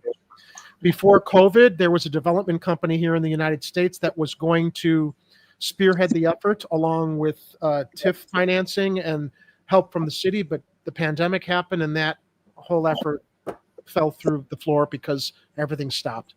The ceiling in the lobby of the Uptown Theater rises 80 feet high, where chipped paint obscures a sky of painted angels.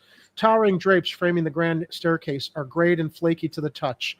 The wishing well is run dry. The walls were once filled with museum-quality art, now doors plastered with no trespassing signs. Keep the neighbors outside. Let me try to turn something on. John Booher, the Uptown Theater's groundskeeper, and one of just two people allowed inside the opulent and cavernous movie palace, said as he searched for a working light. The long-defunct Uptown Theater, 4816 North Broadway, spared no expense when it was built as a fantastical destination for movie screenings. Before the advent of home televisions, it was later refashioned as a concert venue with acts as grand as its confines. On Friday, it turned 100 years old, last Friday. The theater has sat closed for 44 of its 100 years. Efforts to revive the Uptown have sputtered since the Jay Giles Band played the theater's last show in 1981. As the decay outpaces the repair, the price for redevelopment has soared to $190 million. But community, and if you've ever seen pictures inside there, you'll understand why. I mean, the infrastructure needs, it can be restored as beautifully as the Chicago Theater, or I believe in the neighborhood on the south side, Bridgeport, there was the Ramova Theater was also restored, although it was a smaller venue, like the Music Box. I knew the lead to that renovation effort. She was really cool about it. Yeah. It's really a shame for this beautiful work of architecture with such important history as being one of the biggest movie palaces ever built to sit there closed up with nothing happening, said Robert Lorzell, a journalist and a longtime Uptown resident who co-authored the new book, The Uptown, Chicago's Endangered Movie Palace. Neighbors and preservationists will gather at noon past Saturday for a portrait outside the theater to commemorate its centennial. The photo is a nod to one taken of a crowd outside the theater on its opening day in 1925, said my friend, Andy Pierce, co-author of the new book on the theater and a volunteer with the group Friends of the Uptown, which advocates for the theater's restoration. People love the Uptown whether they've been inside or not, Pierce said. That's the theater in its heyday. Very similar to if you've ever been inside the Chicago Theater, which is in good shape. They shot some scenes from Backdraft there. Ahead of the anniversary, Black Club received a rare tour of the Uptown, which has been open in recent years, mostly to politicians, historians, and movie productions. The theater stage is barren beside a blown-up prop piano used in the filming of Transformers 4. There's this aura still of all the great superstars that have performed here. It's hard to describe. Theater owner Jerry Mickelson said it's not satisfied. It's just still standing. Uptown is missing its crown jewel. That's a good quote. So Mickelson since poured $12 million of his own money into just maintaining the building for potential restoration. That includes $70,000 for heat every winter, said Booher, the Jam Productions employee, who's also the venue manager at the neighboring Riviera. Mickelson declined to have the building photographed beyond its lobby, and I've seen why. It's heartbreaking. It's not in bad, well, he says it's not in bad shape by any stretch of the imagination, but it's like you don't want to photograph me first thing in the morning. Well, okay, I can understand that. So he struck a deal in 2018 pre-pandemic to finance a $79 million redevelopment of the Uptown with a mix of city and state funds, but the plans fell through in 2021 after Mickelson's partnership with Farpoint Development dissolved. The agency which worked on the deal, Mickelson, said the pandemic had squashed the deal. Now the restoration costs are up to $190 million.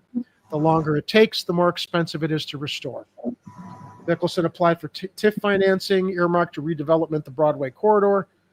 There could be an update on the status of the application by the fall. It goes on, et cetera, et cetera, et cetera. Alderperson Angela Clay said in a statement that the potential TIF financing from the city is not the be-all, end-all of financing. The Uptown Theater will need funding from state and federal partners and significant private financing as well. Now, here's where I talked to Angela Clay. The Uptown Theater continues to receive immense communal support for reopening, and we're extremely excited to be one partner in helping them achieve that. Here's what I suggested to Alderperson Clay. Amazon bought MGM Studios. Amazon wants to have a big footprint in media, making movies. Jeff Bezos is a fucking billionaire. It's not out of the realm of speculation that you could pitch Amazon on helping put some of the funds into this and literally sponsoring it the way Cadillac sponsored the theater, the Palace Theater downtown. It's now the Cadillac Theater. The Oriental Theater was sponsored by, and they've rechanged their name as a result of the people that put money into it. I'm just thinking creatively here, Jose. Who might have a vested interest in putting development into a movie theater? Movie theaters are related to media, motion picture production. This could potentially help revitalize that whole Uptown corridor that's been the subject of a lot of redevelopment, a lot of restoration of other buildings in that community. You put money into restoring this, as you have with the Chicago Theater, you get somebody on board that might have the funds to, if not finance the whole thing, right? Put something into it. I don't know. I said, have you guys considered that? She said, that's not a bad idea. It's something we can consider. I said, here's my card. I'll remind you. Figure out how the city can approach Amazon. I mean, we got Google taking up that took occupancy of the state building downtown, is renovating that. That didn't need renovation. Needed some work. Didn't need the overhaul they're giving it. Google has the money. Don't tell me Amazon doesn't have the money to maybe, I don't know, be some kind of a guardian angel here. So I don't know. Jeff Bezos is kind of like a penny pincher. Isn't that how you got? He's a scumbag, and I hate him.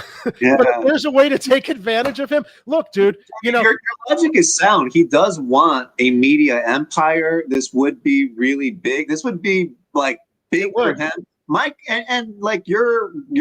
This is your wheelhouse of like film, like history, and like these big, like how do these things actually happen? Who actually made these things happen? And I got to imagine, you know, what did they say, 100? That's all. 190 million. I mean, if he had that much to put into the work into Lauren Sanchez's work, his wife. I don't know, man. I mean, I think the work that was done on her was like spearheaded by the Army Corps of Engineers. That was a lot of money that went into Lauren Sanchez. He's got the money. We got Trump's name and one building downtown, and it's giving us nothing but grief. But now another billionaire is going to own another building. But I do think, then the Pritzkers are around, right? Look, we're not going to people we like. We're not going to people we like. We got to people with deep pockets that maybe we can roust for their own egos to help save this beautiful theater. Chicago's Brooklyn. Like if he were to restore, and I agree. Like I lived in Edgewater for 2 years. My favorite cafe is just like 2 blocks from there, from Nabla Cafe. Like I loved walking past this scene right here on Broadway. Like if Bezos really did do that, like Chicagoans would reward him. Like they wouldn't know how not to. I took my nephews to go see Backdraft at the Music Box Theater, which is a smaller scale movie palace. And it's like, you got to see this in a big theater. They'd never seen it, right? But, you know, seeing Backdraft in an old small movie palace like the Music Box, and I've been in the Chicago theater for live shows, this is the way you want to see a movie, man, with a full house. Yeah. It's the shared experience. So that's our program tonight. That's everything we've covered. We're 2 minutes out from 3 hours. We can kind of close it at a nice, even 3 hour mark. Anything you want to share, Jose, on things you're involved in right now before we hopefully share the screen again in the future? Please, if you're interested in the DSA, the Democratic Socialists of America, go to Chicago DSA. Just Google Chicago DSA. Our calendar will come up. There'll be events that you can check out if you're interested in learning more. Fantastic. Ladies and gentlemen, I don't know when we'll be back. Hopefully it'll be sooner than later. We're not on a regular schedule yet. And, I'm on the trial for StreamYard right now. We ended our what do we call it? The creator plan, and they wanted me to renew our plan for high definition streaming for $845 for the year. We don't have that to stream every week, but I did get the free trial to do our show in high definition tonight, Jose. Nice. So, Nice. at least we got one show in the can that looks like our other shows. And, we'll see. I don't know when we're going to be back. It won't be too long, ladies and gentlemen, but I did want to come back. And also, Jose, thank you for the kick in the ass of wanting to participate and encourage me, despite being burned out from the reason we took a break in 2023, along with all the other noise surrounding us right now. Yeah. Well, I got all going on, and I'm just glad that you're here and you're doing this for Chicago. So thank you. And I appreciate you too. This Chicago Corner, it's a community channel. We want to have more people on, talk about community stuff. Kira did a lovely broadcast a couple weeks ago with Louise Cloutier, who is a feminist activist who's been doing what you are doing, and she's in her 70s now. I mean, you want to talk about an inspirational woman. We want to showcase, we want to bring people on to talk about what they're doing in Chicago.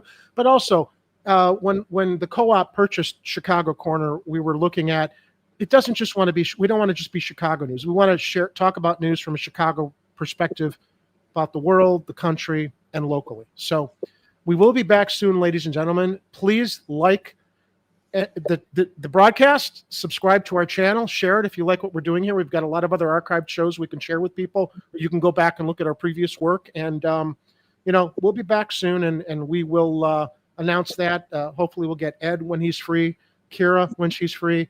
But Jose, I'm really happy to have you back, and to what's the word? Team up again and collaborate. So thanks for coming in tonight and spending 3 hours of your precious time sharing and talking tonight. Yeah, they flew by. Happy to be here with you, man. All right, everybody. Jose, I'll talk to you soon. Stick around. We'll chat after the show. In the meantime, ladies and gentlemen across Chicago, our closing remarks. As you go into the night, into the weekend, you got to be safe. You got to take care of each other. You got to watch out for each other. You got to be vigilant. And remember, if it's happening on the streets, you'll hear about it here on Chicago Corner. Thanks for joining us tonight. We love you all. We will be back. Thanks for your patience. And thanks for joining us. Good night, Chicago. Oh, fuck this noise, man. Get out.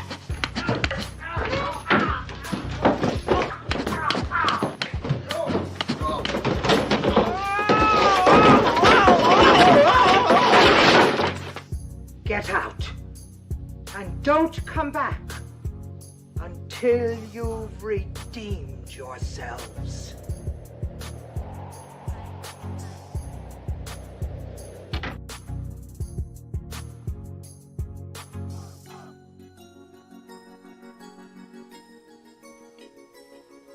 You're still here?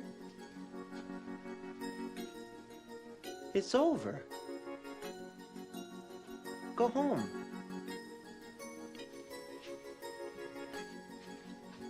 Go.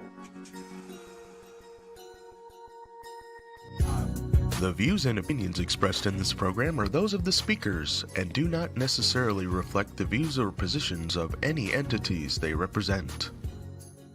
If you would like to be a guest on Chicago Corner, please email our host, Jerry, at chicagocorner.tv.